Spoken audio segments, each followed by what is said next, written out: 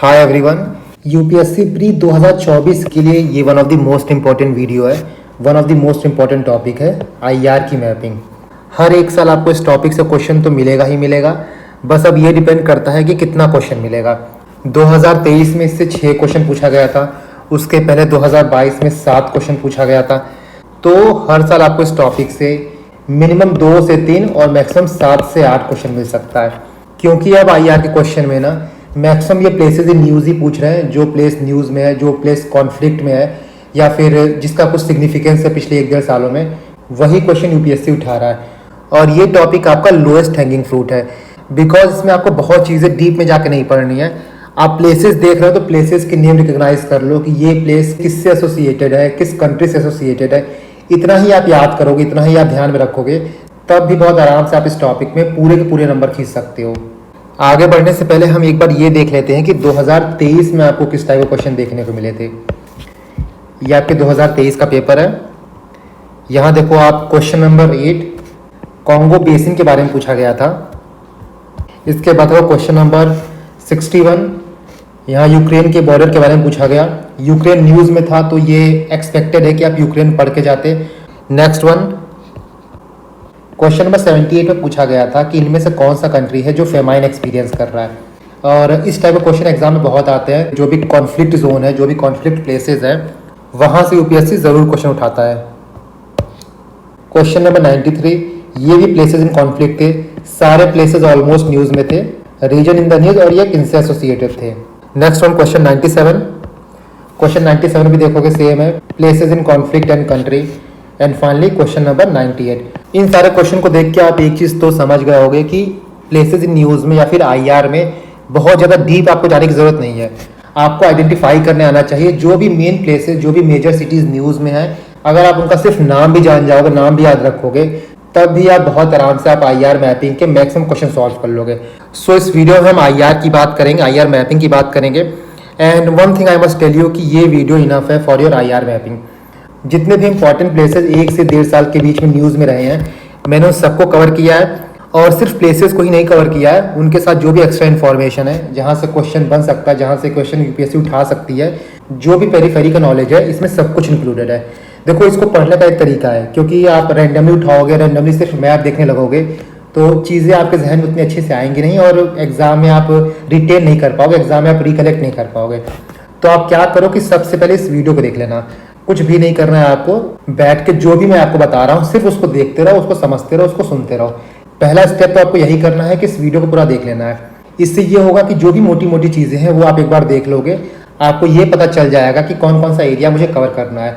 उसके बाद क्या करना कि आप इस पीडीएफ को उठाना। मैं इस पीडीएफ को टेलीग्राम पर डाल दूंगा।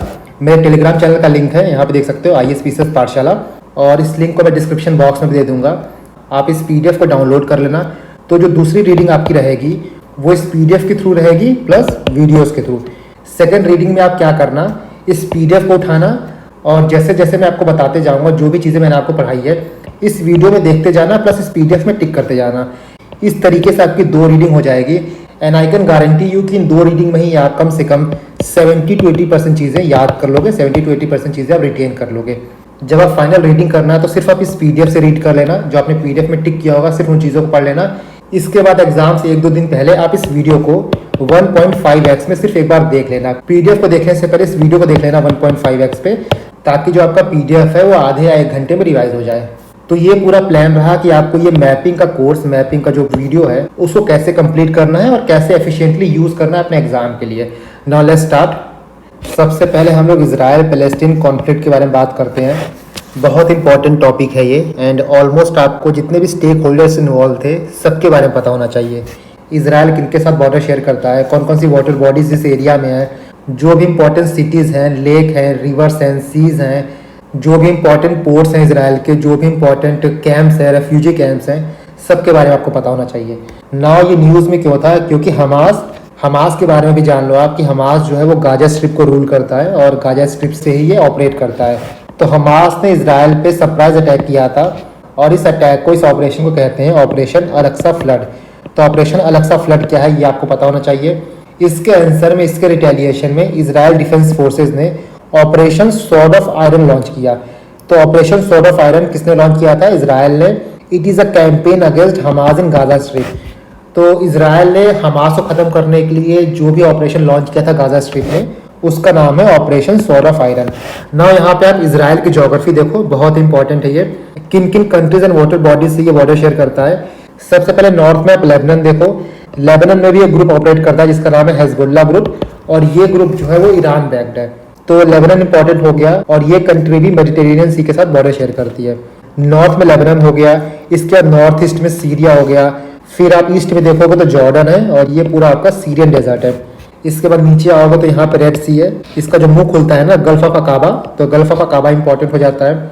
नेक्स्ट आप साउथ वेस्ट में देखोगे तो इजिप्ट है, ये सिनाइन पेनिनसुला, सिनाइन पेनिनसुला भी बहुत इंपॉर्टेंट है, इसकी भी ज्योग्राफी हम देखेंगे। इसके बाद आप वेस्ट में देखोगे तो मेडिटेरेनियन सी है, मेडिटेरेनियन सी के साथ साथ यहाँ पे आप देखो वेस्ट में गाजा स्ट्रिप भी है, और ईस्ट में आपका वेस्ट बैंक आ जाता है। ये तो रही पूरी इसराइल की ज्योग्राफी। इसके बाद हम गाजा स्ट्रिप की बात करते हैं, तो गाजा स्ट्रिप आपका साउथ वेस्ट में है, और इसको वर्ल्ड का ओपन प्रिजन कहा जाता है, क्योंकि गाजा स्ट्रिप में जाना और निकलना इसराइल की मर्जी पे डिपेंड करता है। हर तरफ से इसराइल से ये पैक्ड है, ये जो वाटर बॉडी है यहाँ भी इसराइल के फोर्सेज है। बाकी एक जो क्रॉसिंग है जो इजिप्ट में खुलती है उसको रफा क्रॉसिंग कहते हैं, उसको भी हम देखेंगे। तो गाजा स्ट्रिप जो है वो पैलेस्टीन का एरिया है, वेस्ट बैंक और गाजा स्ट्रिप को मिला के हम कहते हैं कि ये पैलेस्टीन है, ठीक है। नाउ गाजा स्ट्रिप के बारे में कुछ इंपॉर्टेंट चीज़ जान लो कि गाजा स्ट्रिप को इसराइल ने 1967 के वॉर में कैप्चर कर लिया था। इसके बाद 2005 में इसराइल ने यहाँ से विड्रू कर लिया, और उसके बाद 2007 से यहाँ पे हमास रूल करने लगा। ये बॉर्डर किसके साथ शेयर करता है, तो यहाँ पे देख सकते हो ये आपका मेडिटेरेनियन सी हो गया, इसके बाद ये इजिप्ट के सिनाइन पेनिनसुला, और बाकी ये पूरा जो है एरिया वो इसराइल के साथ बॉर्डर शेयर करता है। ये आपका गाजा स्ट्रिप हो गया। इसके बाद हम देखते हैं वेस्ट बैंक। तो वेस्ट बैंक जो है वो लैंडलॉक्ड एरिया है, वेस्ट में पूरा इसराइल है और ईस्ट में पूरा जॉर्डन है। जैसे गाजा स्ट्रिप पे हमास गवर्न करता है, उसी तरह वेस्ट बैंक पे फतह गवर्न करता है।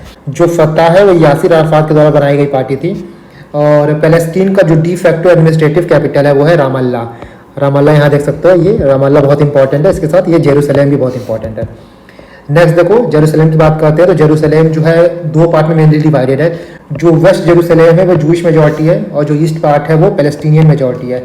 जेरूसलम में ही एक बहुत इंपॉर्टेंट मॉन्यूमेंट है जिसका नाम है अल-अक्सा मॉस्क, यहीं पे टेम्पल माउंट भी है, और ये एरिया 3 रिलीजन के लिए बहुत इंपॉर्टेंट है। एक आपका क्रिश्चियन हो गया, दूसरा जूस हो गया, तीसरा मुस्लिम हो गया। इसीलिए हमेशा जेरूसलम को लेके इतना ज़्यादा कॉन्फ्लिक्ट रहता है। इसके बाद हम देखते हैं सिनाइन पेनिनसुला। तो जो सिनाइन पेनिनसुला है वो इजिप्ट का पार्ट है, इसको भी इसराइल ने 1967 वॉर में कैप्चर कर लिया था, बट बाद में 1982 में इजिप्ट को रिटर्न कर दिया था। सिनाइन पेनिनसुला का वेस्ट पार्ट देखोगे, मतलब यहाँ देखोगे तो ये आपका पोर्ट सेद है, ये आपका सुएज कनाल में खुलता है। यहाँ पे आपका गल्फ ऑफ अकाबा हो गया, ये आपका गल्फ ऑफ सुएज हो गया, ये आपका मेडिटेरेनियन सी है, ठीक है।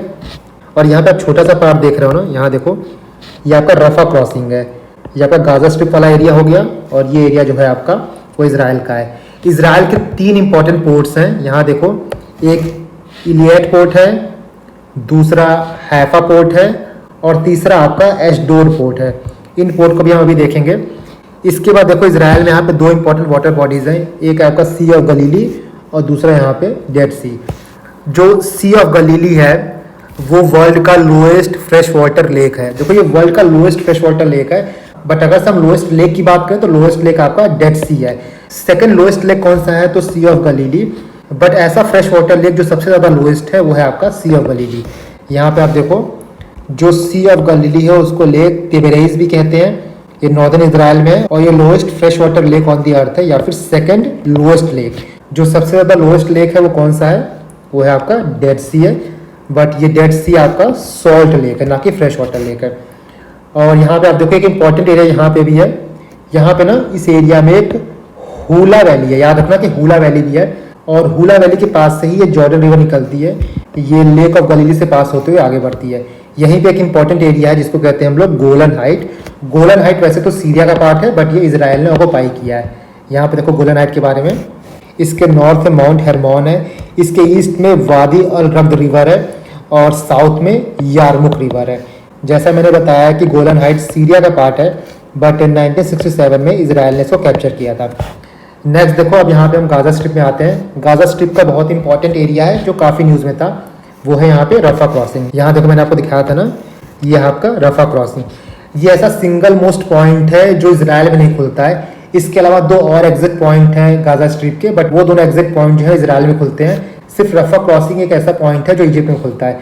बाकी 2 क्रॉसिंग कौन कौन से हैं जिसको इजराइल कंट्रोल करता है, एक इरिस क्रॉसिंग है और एक केरेम क्रॉसिंग है। यहाँ पे आप लोकेशन देखो, ये आपका रफा क्रॉसिंग हो गया, ये आपका केरेम क्रॉसिंग हो गया, केरेम सलोम क्रॉसिंग, और यहाँ पे आपका एरेस क्रॉसिंग हो गया। तो ये 3 क्रॉसिंग है जो बहुत इंपॉर्टेंट है, बट इसमें से 2 जो है वो इजराइल कंट्रोल करता है और जो सिर्फ रफा क्रॉसिंग है वो इजिप्ट के कंट्रोल में है। 9 कुछ इंपॉर्टेंट प्लेसेस जहाँ पे हमास ने अटैक किया था। पहला हो गया आपका सदोद मिकाक एयरबेस, दूसरा निगीव डेजर्ट और तीसरा इलियट पोर्ट। इलियट पोर्ट आपका यहाँ पे है, ठीक है। ये पूरा एरिया जो है नेगेव डेजर्ट के अंदर आता है। ये तो इंपॉर्टेंट एरिया हो गया। इजराइल के 3 इंपॉर्टेंट पोर्ट हैं, हाइफा पोर्ट, अशडोद पोर्ट और इलियट पोर्ट। यह आपका इलियट हो गया, यहाँ पे आपका हाइफा हो गया और ये आपका अशडोद पोर्ट हो गया। जो अशडोद पोर्ट है वो इजराइल का लार्जेस्ट पोर्ट है। इसके बाद जो हाइफा पोर्ट था वहाँ पे हिजबुल्लाह ने अटैक किया था। ये जो हाइफा पोर्ट है वो India, middle east, Europe economic corridor का पार्ट था। नेक्स्ट देखो, डेड सी के बारे में हमने बात कर ली थी। अल-अक्सा मॉस्क के बारे में बात कर ली कि जेरूसलम में है, वेस्ट बैंक में लोकेटेड है। इसके बाद कुछ इंपॉर्टेंट एरियाज और देख लो, कुछ इंपॉर्टेंट कमिटीज। एक हमने नेगेव डेजर्ट के बारे में बात की है, इजराइल का जो है लार्जेस्ट डेजर्ट है। एक किबुट्स कमिटी है, ये कीवर्ड याद रखना, किबुट्स कम्युनिटी है जो इजराइल में है, वो एग्री बेस्ड कम्युनिटी है, ठीक है। इसके बाद देखो कुछ इंपॉर्टेंट रेफ्यूजी कैंप्स हैं, इनके नाम याद रखना आप। पहला रेफ्यूजी कैंप जो लेबनान में है वो है एन इल हिलवे, एन इल हिलवे, ये आपका लेबनान में है। गाजा कैंप कौन कौन से स्थित है, खान यूनिस, जबालिया कैंप, ये जबालिया बहुत इंपॉर्टेंट है, इसका नाम याद रखना। देर अल-बला, मगाजी, बुरीज, नुसीरियत और साती। साती जो है उसको बीच कैंप भी कहते हैं क्योंकि साती, यहाँ देखो ये साती कैंप है, ये मेडिटेरेनियन सी के साथ है। जॉर्डन में बाका कैंप बहुत इंपॉर्टेंट है। इसके बाद कुछ इंपॉर्टेंट कैंप जो बाकी कंट्री में है, जैसे केनिया में काकुमा कैंप हो गया, तुर्काना कैंप हो गया और दादाब कैंप हो गया। नेक्स्ट देखो, इजराइल और पैलेस्टीन का कुछ पीस इनिशिएटिव 1978 में सबसे पहले हुआ था कैंप डेविड अकॉर्ड। इसको यूएस ने ब्रोक किया था बिटवीन इजराइल एंड पैलेस्टीन। इसके बाद 1990s में ओस्लो पीस अकॉर्ड हुआ था, एक 1993 में हुआ था, दूसरा 1995 में हुआ था। 2 पीस अकॉर्ड हुए थे इजराइल और पैलेस्टीन के साथ। 2002 में सऊदी अरबिया ने अरब पीस इनिशिएटिव को लॉन्च किया था, प्रपोज किया था, बट इजराइल ने इसको साइन नहीं किया था। 2020 में अब्राहम अकॉर्ड हुआ था, इसको यूएस ने मीडिएट किया था। कौन कौन सी पार्टीज इन्वॉल्व थी, तो UAE, Bahrain, Sudan, Morocco. Egypt ऐसा पहला अरबिक देश था जिसने इजराइल के साथ डिप्लोमेटिक रिलेशन सेटअप किए थे। इसके बाद जॉर्डन। 2 स्टेट सॉल्यूशन अब न्यूज़ में सुनते होंगे, किससे रिलेटेड है ये, इजराइल पैलेस्टीन से। इसके बाद देखो, इंडिया ने ऑपरेशन अजय चलाया था। जो इंडियन इजराइल में फंसे हुए थे ड्यूरिंग इजराइल हमास वॉर, उनको इवैक्यूएट करने के लिए इंडिया ने ऑपरेशन अजय चलाया था। इसका देखो कुछ important air defence system, missile system जो न्यूज़ में रहे थे इजराइल के, इनके नाम देखकर पूछ सकता है कि किससे रिलेटेड है। पहला आयरन डोम बहुत फेमस है, David Sling, arrow 2-3 system, iron beam system, spider system, ये सारे anti missile and air defence system है जो कि इजराइल से रिलेटेड है। तो this is all for Israel Palestine issue and मैंने काफ़ी होलिस्टिकली कवर किया है। आई डोंट थिंक इजराइल से कोई भी क्वेश्चन आएगा तो वहाँ से छूट जाएगा। नेक्स्ट हम देखते हैं कुछ कॉन्फ्लिक्टिंग रीजन्स जो अफ्रीका में है, क्योंकि अफ्रीका ने पिछले 3 सालों में 7 coup एक्सपीरियंस किया है। यहाँ पे आप देख सकते हो 2023 में 2 coup हुआ था, एक गेबन में, एक नाइजर में। 2022 में बुर्किना फासो में हुआ था, 2021 में सूडान में, 2021 में गिनिया में, 21 में चैड में और 21 में माली में। तो 3 साल में 7 coup हुआ था। ये पूरा एरिया जो है ना बेसिकली साहेल रीजन है। यहाँ देख सकते हो ये आपका एरिया जो है वो साहेल रीजन है। जो 2023 में तो उनको हम देख लेते हैं। 2023 में 2 हुए थे, एक गेबन में हुआ था, एक नाइजर में हुआ था। ना सबसे पहले हम अगर गेबन की बात करें तो गेबन आपका वेस्ट अफ्रीकन कोस्ट पे स्थित है। यह अटलांटिक ओशन के साथ बॉर्डर शेयर करता है और गेबन अफ्रीका का one of the wealthiest nation है। गेबन की जोग्राफी को देखें तो वेस्ट में अटलांटिक ओशन है, इसके बाद ऊपर इक्वेटोरियल गिनिया है, उसके ऊपर कैमरन है और ईस्ट एंड नॉर्थ से ये कॉन्गो से सराउंडेड है। एक इंपॉर्टेंट फैक्ट गेबन के बारे में ये भी देख लो कि ये अफ्रीका का पहला नेशन है जिसने debt for nature swap sign किया है बैंक ऑफ अमेरिका के साथ। तो मोटा मोटा अगर हम डेट फॉर नेचर स्वैप को समझें, नाम ही सजेस्ट कर रहा है डेट फॉर नेचर स्वैप। इसमें ये होगा कि मान लो कोई ऐसी कंट्री है जिनके ऊपर डेट ज़्यादा है, तो जिस कंट्री से वो डेट लिए हैं वो कंट्री ये बोलेगी कि ठीक है हम आपका कुछ डेट माफ़ करते हैं, बट आपको ये कमिट करना होगा कि आप एनवायरनमेंट को कंजर्व करोगे। ऐसा ही एक स्वैप इक्वाडोर ने साइन किया है और जो इक्वाडोर का नेचर स्वैप है वो मरीन कंजर्वेशन के लिए वन ऑफ द फर्स्ट है and one of the largest है। ये तो हो गया आपका गेबन। इसके बाद देखो 2023 में नाइजर में भी कू हुआ था। नाइजर के बारे में देखो, नाइजर जो है वो लैंडलॉक्ड कंट्री है।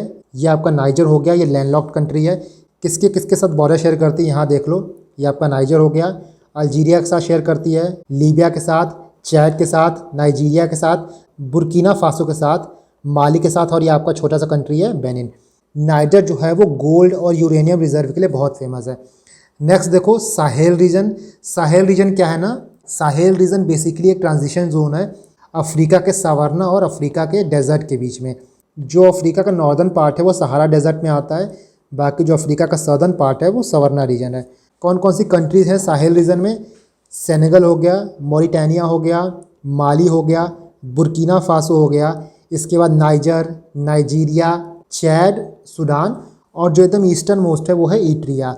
साहेल रीजन में एक इंपॉर्टेंट ग्रुपिंग है जिसका नाम है G5। ये ग्रुपिंग बेसिकली बनाया गया था कि साथ में मिलकर काम करें। साहेल रीजन के जो 5 कंट्री हैं मिलकर इस ग्रुपिंग को बनाए थे, बुर्किना फासो, चैड, माली, मॉरिटानिया, नाइजर। इन 5 कंट्री में से पहले ही 3 कंट्रियों ने ये ग्रुपिंग छोड़ दी थी। बाकी जो 2 कंट्री लास्ट में बचे थे, एक चैड और मॉरिटानिया, इन्होंने ये बोला है कि अब ये भी ये ग्रुपिंग छोड़ रहे हैं तो इस ग्रुपिंग को आप डिसॉल्व कर दो। तो कौन कौन सी 5 कंट्री है, ये 5 कंट्री याद रखना। इसका एक इंपॉर्टेंट ऑपरेशन जिसका नाम है ऑपरेशन बारखाने। ये काउंटर टेररिज्म ऑपरेशन है जो फ्रांस ने चलाया था साहेल रीजन में। फ्रांस बहुत कम काउंटर टेररिज्म ऑपरेशन चलाता है, इसीलिए ये इंपॉर्टेंट हो जाता है। Next south Sudan. यह आपका पूरा सूडान है। सूडान का जो साउथ पार्ट है ना, ये साउथ सूडान है। साउथ सूडान का कैपिटल क्या है? तो जूबा है, याद रखना। साउथ सूडान का कैपिटल जूबा है। और जो नॉर्थ सूडान है या फिर जो सूडान है उसका कैपिटल क्या है? खार्तूम है। साउथ सूडान जो है इस टाइम पे ह्यूमैनिटेरियन क्राइसिस के थ्रू गुजर रहा है। काफ़ी क्राइसिस है इस कंट्री में, क्लाइमेट चेंज को लेके भी, या फिर डिस्प्लेसमेंट हो रहा है, इतना इंटरनल कॉन्फ्लिक्ट हो रहा है कि यहाँ से डिस्प्लेसमेंट भी बहुत हो रहा है, वायलेंस हो रहा है। और साउथ सूडान में एक ग्रुप आप याद रखना, जनवावीड। ये बोला जा रहा है कि जो सूडान की गवर्नमेंट है वो जनवावीड को as a proxy force use कर रही है अगेंस्ट द रिबेल। तो ये नाम याद रखना, ये कीवर्ड याद रखना। ना बॉर्डर किसके साथ शेयर करता है? तो आपका ये सूडान हो गया। ये साउथ सूडान एक लैंडलॉक्ड कंट्री है। ऊपर सूडान हो गया, इसके बाद यहाँ पे इथियोपिया हो गया, फिर नीचे केन्या हो गया, युगांडा, DRC हो गया, डेमोक्रेटिक रिपब्लिक ऑफ कॉन्गो, और यहाँ पे कार हो गया, सेंट्रल अफ्रीकन रिपब्लिक। तो ये 6 कंट्रीज है जहाँ से साउथ सूडान जो है बॉर्डर शेयर करता है। इस एरिया के इंपॉर्टेंट प्लेसेस देख लो, एक है आपका दारफूर, खार्तूम, और एक है आपका कोर्दोफान। जो एबे है ये भी बहुत इंपॉर्टेंट है, इसको भी याद रखना आप। ना खार्तूम क्यों इंपॉर्टेंट है? खार्तूम इसलिए इंपॉर्टेंट है क्योंकि ये एक कॉन्फ्लुएंस प्लेस है ब्लू नाइल और वाइट नाइल के लिए। ब्लू नाइल किसका सोर्स है? तो लेक ताना का है, और वाइट नाइल जो है वो लेक विक्टोरिया का है। दोनों लेक बहुत इंपॉर्टेंट है और ये ग्रेट लेक में आते हैं। अफ्रीका का जो ग्रेट लेक है उसमें ये दोनों आता है। नाउ एबी रीजन काफ़ी इंपॉर्टेंट है। इसके लोकेशन को देख के ही लग रहा है क्यों ये न्यूज़ में होगा या फिर क्यों इंपॉर्टेंट है ये, क्योंकि एक डिस्प्यूटेड एरिया है between Sudan and south Sudan, ये याद रखना। और यहाँ के लिए एक इंपॉर्टेंट फैक्ट याद रखना कि इंडिया ने यहाँ पे अपने वुमेन पीस कीपर्स का लार्जेस्ट कंटिजेंट फोर्स डिप्लॉय किया है। तो आपका एबे जो है ना बहुत इंपॉर्टेंट है, ये एरिया याद रखना। दाफूर, खार्तूम, कोर्दोफोम, ये किस कंट्री से रिलेटेड है, किस एरिया में आता है, ये याद रखना, क्योंकि क्वेश्चन इसी टाइप के आते हैं। नेक्स्ट देखो तंजानिया। तंजानिया न्यूज़ में क्यों था? क्योंकि IIT मद्रास ने अपना फर्स्ट ऑफशोर कैंपस यहाँ पे लॉन्च किया है, फर्स्ट ऑफशोर कैंपस यहाँ पे इनॉग्रेट किया है जांजीबार में। तो जांजीबार प्लेस याद रखना। तंजानिया के जोग्राफी की बात करें तो ये अपना बॉर्डर युगांडा के साथ शेयर करता है, केन्या के साथ शेयर करता है जो उसके नॉर्थ में है। यहाँ पे युगांडा देख लो, यहाँ पे केन्या देख लो। लेक विक्टोरिया इंपॉर्टेंट हो जाता है, लेक विक्टोरिया देख लेना किसके साथ बॉर्डर शेयर करता है। इसके बाद मोज़ैम्बिक साउथ में, ये आपका मोज़ैम्बिक हो गया, ये आपका ज़ाम्बिया हो गया साउथ वेस्ट में, बुरुंडी यहाँ पे वेस्ट में आ जाता है, और ये रवांडा। वाटर बॉडीज़ की बात करें तो लेक तंगानिका इंपॉर्टेंट है, लेक विक्टोरिया इंपॉर्टेंट है, लेक मालावी, यहाँ पे देखो मालावी है ना, तो ये आपका लेक मालावी हो गया। लेक मालावी को लेक न्यासा भी कहते हैं। तो ये 3 वाटर बॉडीज़ बहुत इंपॉर्टेंट है, और जो अफ्रीका की ये वाटर बॉडीज़ है ना वो ग्रेट लेक्स में आते हैं, तो इनका लोकेशन याद रखना, प्लस ये किस कंट्री के साथ बॉर्डर शेयर करते हैं ये देख लेना। लेक विक्टोरिया, लेक तंगानिका और लेक मालावी। और यहाँ पे ना इन मैप्स को आप देखते रहना, मैंने यहाँ पे राइटअप लिखा है सो दैट आपको ईजी हो समझने में, बट मैप को हाई क्वालिटी में पेस्ट करने का रीज़न सिर्फ यही है कि कुछ इन्फॉर्मेशन ऐसे हैं जो यहाँ पर नहीं लिखा गया है और मैप में है वो, तो मैप को अच्छे से देखना कि मैप में एरिया कौन कौन सा है। फॉर एग्जांपल आप इसी मैप में देखो माउंट किलिमंजारो, यहाँ नहीं लिखा है बट इस मैप में मेंशन है, तो माउंट किलिमंजारो बहुत इंपॉर्टेंट प्लेस है, उसको आप देख लो। ये इंडियन ओशन के साथ बॉर्डर शेयर करता है, ये भी आप देख लो। एक चीज़ आप और याद रखना कि तंजानिया जो है वो बिग 5 गेम के लिए बहुत इंपॉर्टेंट है। बिग 5 कौन कौन से हो गए, तो एलिफेंट हो गया, लायन हो गया, लेपर्ड हो गया, बफेलो हो गया और राइनो हो गया, इनके लिए इंपॉर्टेंट है। प्लस जो ये ज़ांज़ीबार है वो तंजानिया का एक ऑफशोर आइलैंड है। यहाँ देखो ये ज़ांज़ीबार है, इसीलिए इंपॉर्टेंट हो गया कि ये इंडियन ओशन में है। एंड दैट्स वाई मैं आपको ये कह रहा था कि इस वीडियो को पूरा देखना, क्योंकि बहुत चीज़ें ऐसी हैं जो यहाँ पे राइटअप में नहीं है, बट मैं यहाँ पे आपको लोकेशन के थ्रू बता रहा हूँ। सो पहले आप इस पूरे वीडियो को सिर्फ देख लेना, सेकंड टाइम इस पीडीएफ के साथ इस वीडियो को देखना, सो दैट जो इंपॉर्टेंट पॉइंट्स मैंने आपको बताया है जो यहाँ पे नहीं है वो आप यहाँ पे नोट डाउन कर सकते हो। नेक्स्ट देखो इथियोपिया।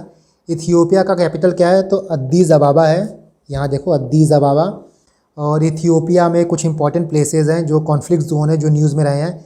एक आपका टिग्रे हो गया, अमराह हो गया और ओरोमिया हो गया। ये आपका अमराह रीजन हो गया, ये आपका ओरोमिया रीजन हो गया, ये टिग्रे रीजन हो गया। और ये तीनों प्लेसेस अलग अलग वजह से न्यूज़ में रहते हैं। सबसे पहले हम इथियोपिया की ज्योग्राफी देखते हैं।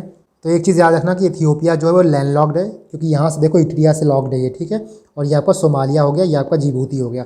किसके साथ बॉर्डर शेयर करता है, तो ये आपका ये इट्रिया हो गया, इसके बाद ये जिबूती हो गया, फिर आपका सोमालिया हो गया ईस्ट में, साउथ में केनिया हो गया, वेस्ट में आपका साउथ सूडान हो गया और ये सूडान हो गया। यहाँ पे कुछ इंपॉर्टेंट एथनिसिटी हैं, टिग्रेरियन हो गया, इरोब हो गया और कुनामा हो गया। अमरा रीजन क्यों न्यूज़ में था, ये देखो अमरा रीजन, यहाँ पे ड्रॉट पड़ा था, ये याद रखना। टिग्रे रीजन ये पीवाई क्यों पूछा गया है, ये इट्रिया और इथियोपिया के बीच में कॉन्फ्लिक्ट जोन है। इसके बाद जो ओरोमिया रीजन है यहाँ पे इंटरनल कॉन्फ्लिक्ट चल रहा है, प्लस यहाँ पे ड्रॉट भी है। इसी अमरा रीजन में यहाँ कहीं लेक ताना आता है जो कि ब्लू नाइल का सोर्स है, और ये एक इथियोपिया का लार्जेस्ट लेक है। इंपॉर्टेंट देखो ये दानाकिल डिप्रेशन या फिर इसको अफार डिप्रेशन भी कहते हैं, जो कि इथियोपिया और इट्रिया के बीच में है। यहाँ पे देखो ये दानाकिल डिप्रेशन हो गया। ये एरिया बाकी एरिया से थोड़ा नीचे है, इसलिए यहाँ पे दो सॉल्ट लेक हैं। एक है आपका लेक कारूम जिसको लेक असाले भी कहते हैं, और दूसरा है आपका लेक अफरेरा, इसको लेक अवधेरा भी कहते हैं। यहाँ से जो है ना वो ग्रेट रिफ्ट वैली निकलती है, तो ये भी याद रखना। नेक्स्ट देखो इकोवास। इकोवास का हेडक्वार्टर कहाँ पे है, तो अबुजा नाइजीरिया में है। इकोवास बेसिकली है क्या, तो जो ये वेस्ट अफ्रीका है इसका ये एक इकोनॉमिक ग्रुपिंग है। जैसा हम यूरोप में यूरोपियन यूनियन पढ़ते हैं ना, उसी तरह ये इकोवास है, economic association of West African countries. News में क्यों है, क्योंकि बुर्किना फासो, माली और नाइजर जो हैं उन्होंने ये बोला है कि वो इस इकोवास को छोड़ रहे हैं। माली, बुर्किना फासो एंड नाइजर। कौन कौन सी कंट्रीज़ यहाँ आती हैं, यहाँ मैप में तो दिया ही है, यहाँ देख लो। बेनिन हो गया, केप वर्दे हो गया, कोटे दी आइवोरी हो गया जिसको हम लोग आइवोरी कोस्ट कहते हैं, गाम्बिया हो गया, Ghana, Guinea, Guinea Bissau, Liberia, Nigeria, Sierra Leone, Senegal and Togo. ये आपके इकोवास के मेंबर हैं। नेक्स्ट देखो सोमालिया। सोमालिया हमेशा न्यूज़ में रहता है, क्यों रहता है, मल्टीपल रीजंस है। पॉवर्टी है यहाँ पे, हंगर है यहाँ पे, पायरेसी भी होती है। इस एरिया में बहुत पायरेट्स होते हैं, और इसी को मैनेज करने के लिए, इंडियन ओशन में पायरेसी को मैनेज करने के लिए गवर्नमेंट ऑफ इंडिया ने ऑपरेशन संकल्प लॉन्च किया था, उसको हम देखेंगे अभी। और इसका कैपिटल क्या है सोमालिया का, तो मोगादिशु। किसके साथ बॉर्डर शेयर करता है, गल्फ ऑफ एडन हो गया, इसके बाद इंडियन ओशन हो गया, यहाँ पे केनिया हो गया। सोमालिया के कुछ इंपॉर्टेंट रीजन्स हैं, जैसे देखो एक पंटलैंड है, सोमाली लैंड है। सोमाली लैंड तो ऑटोनॉमस है, पंटलैंड भी ऑटोनॉमस है। इसके बाद यहाँ देखो जूबा लैंड है। जो पंटलैंड है वहाँ पे हार्टी कमेटी जो है बहुत इंपॉर्टेंट है, तो हार्टी कमेटी याद रखना। और यहाँ का जो एक इंपॉर्टेंट सिटी है पंटलैंड का, यहाँ पे देखो ये एरिया जो है वो डिस्प्यूटेड एरिया है बिटवीन सोमाली गवर्नमेंट एंड पंटलैंड। पंटलैंड का एक इंपॉर्टेंट सिटी है जिसका नाम है लास अनोड। ये एक कंटेंशन जोन है बिटवीन सोमाली गवर्नमेंट एंड पंटलैंड, उसको याद रखना। नेक्स्ट हम जुबालैंड देखें, ये भी केन्या सोमाली के बीच में एक कॉन्फ्लिक्ट जोन है। इसके बाद देखो यहाँ पे सोमाली लैंड, ये आपका सोमाली लैंड हो गया। ये एक सेल्फ गवर्निंग कंट्री है और इसका कैपिटल जो है वो हारगीसा है, बट इस कंट्री को रिकॉग्नाइज नहीं किया जाता है। इसके बाद यहाँ पे ना एक ओगादेन रीजन है, ये एरिया जो है ना वो ओगादेन रीजन कहलाता है। ये डिस्प्यूटेड एरिया है बिटवीन इथियोपिया एंड सोमालिया। ये आपका सोमालिया हो गया, ये इथियोपिया हो गया। ये आपका एरिया जो है ना वो है ओगाडेन।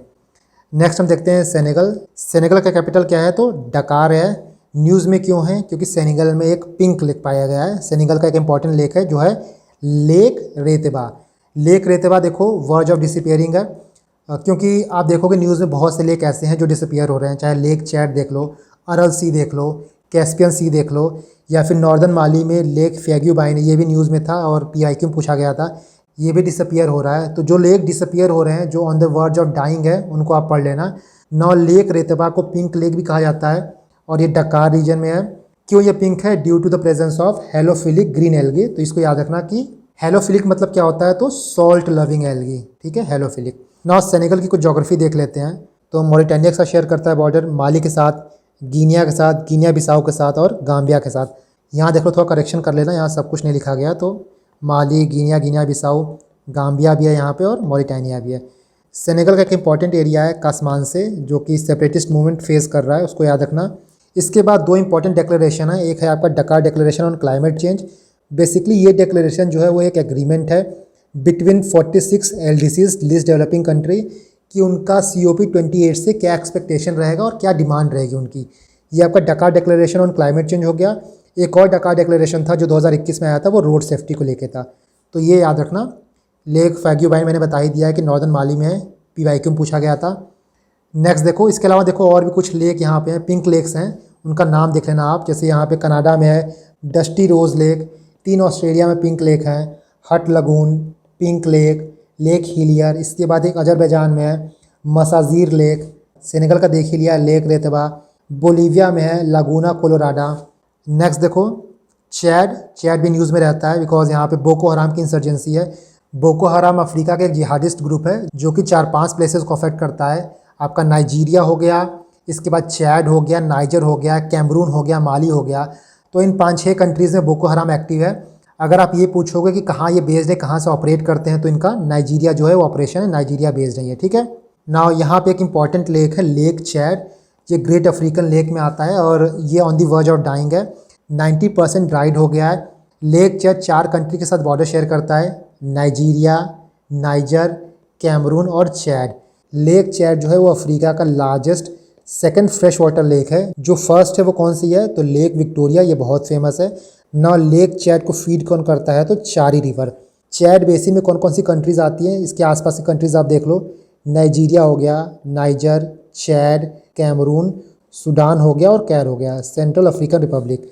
चैड में एक इंपॉर्टेंट रीजन है लैक रीजन, जो बहुत से नाइजीरियन रिफ्यूजी होस्ट करता है। नेक्स्ट देखो अफ्रीका न्यूज़ में क्या था, क्योंकि अफ्रीका में कॉलेरा आउटब्रेक हुआ है, बहुत सी कंट्रीज से अफेक्ट हुई हैं, DRC, Mozambique, Tanzania, Zambia, Ethiopia, Zimbabwe. जो सबसे वर्स्ट अफेक्टेड कंट्री है वो कौन सी है, मलावी। तो इसको याद रखना कि मलावी जो है वर्स्ट अफेक्टेड है। इस मैप के थ्रू भी आप देख सकते हो ना, सबसे रेड आपका मलावी है। उसके बाद आप जैसे जैसे ऊपर जाते जाओगे, जो अफेक्टेड एरिया हैं, जो अफेक्टेड एरिया की इंटेंसिटी है ना वो कम होती गई है। तो सबसे ज़्यादा अफेक्टेड कौन है, मलावी। अफ्रीका के लार्जेस्ट कंट्री की बात करें तो अल्जीरिया है, जो सेकेंड लार्जेस्ट है वो है DRC। नाउ ब्राज़ीविले समिट बहुत इंपॉर्टेंट समिट है 3 बेसिन के बीच में, तीनों बेसिन बहुत इंपॉर्टेंट है। एक है आपका कॉन्गो बेसिन, एक है आपका अमेजॉन बेसिन और तीसरा है बोर्नियो मिकोंग बेसिन। तीनों बेसिन में कौन कौन सी कंट्रीज आती हैं याद रखना। इस बार तो कॉन्गो बेसिन के बारे में पूछा था, हो सकता है अगली बार अमेजॉन बेसिन पूछ ले, बोर्नियो मिकोंग पूछ ले, या फिर जो हमने यहाँ पे चैड बेसिन पढ़ा था वो भी पूछ ले। तो ये इंपॉर्टेंट रिवर्स के जो बेसिन होते हैं ना उनको आप याद रखो। नाउ ये जो ब्राज़ीविले समिट है क्यों हेल्ड किया गया है या फिर इसका ऑब्जेक्टिव क्या है।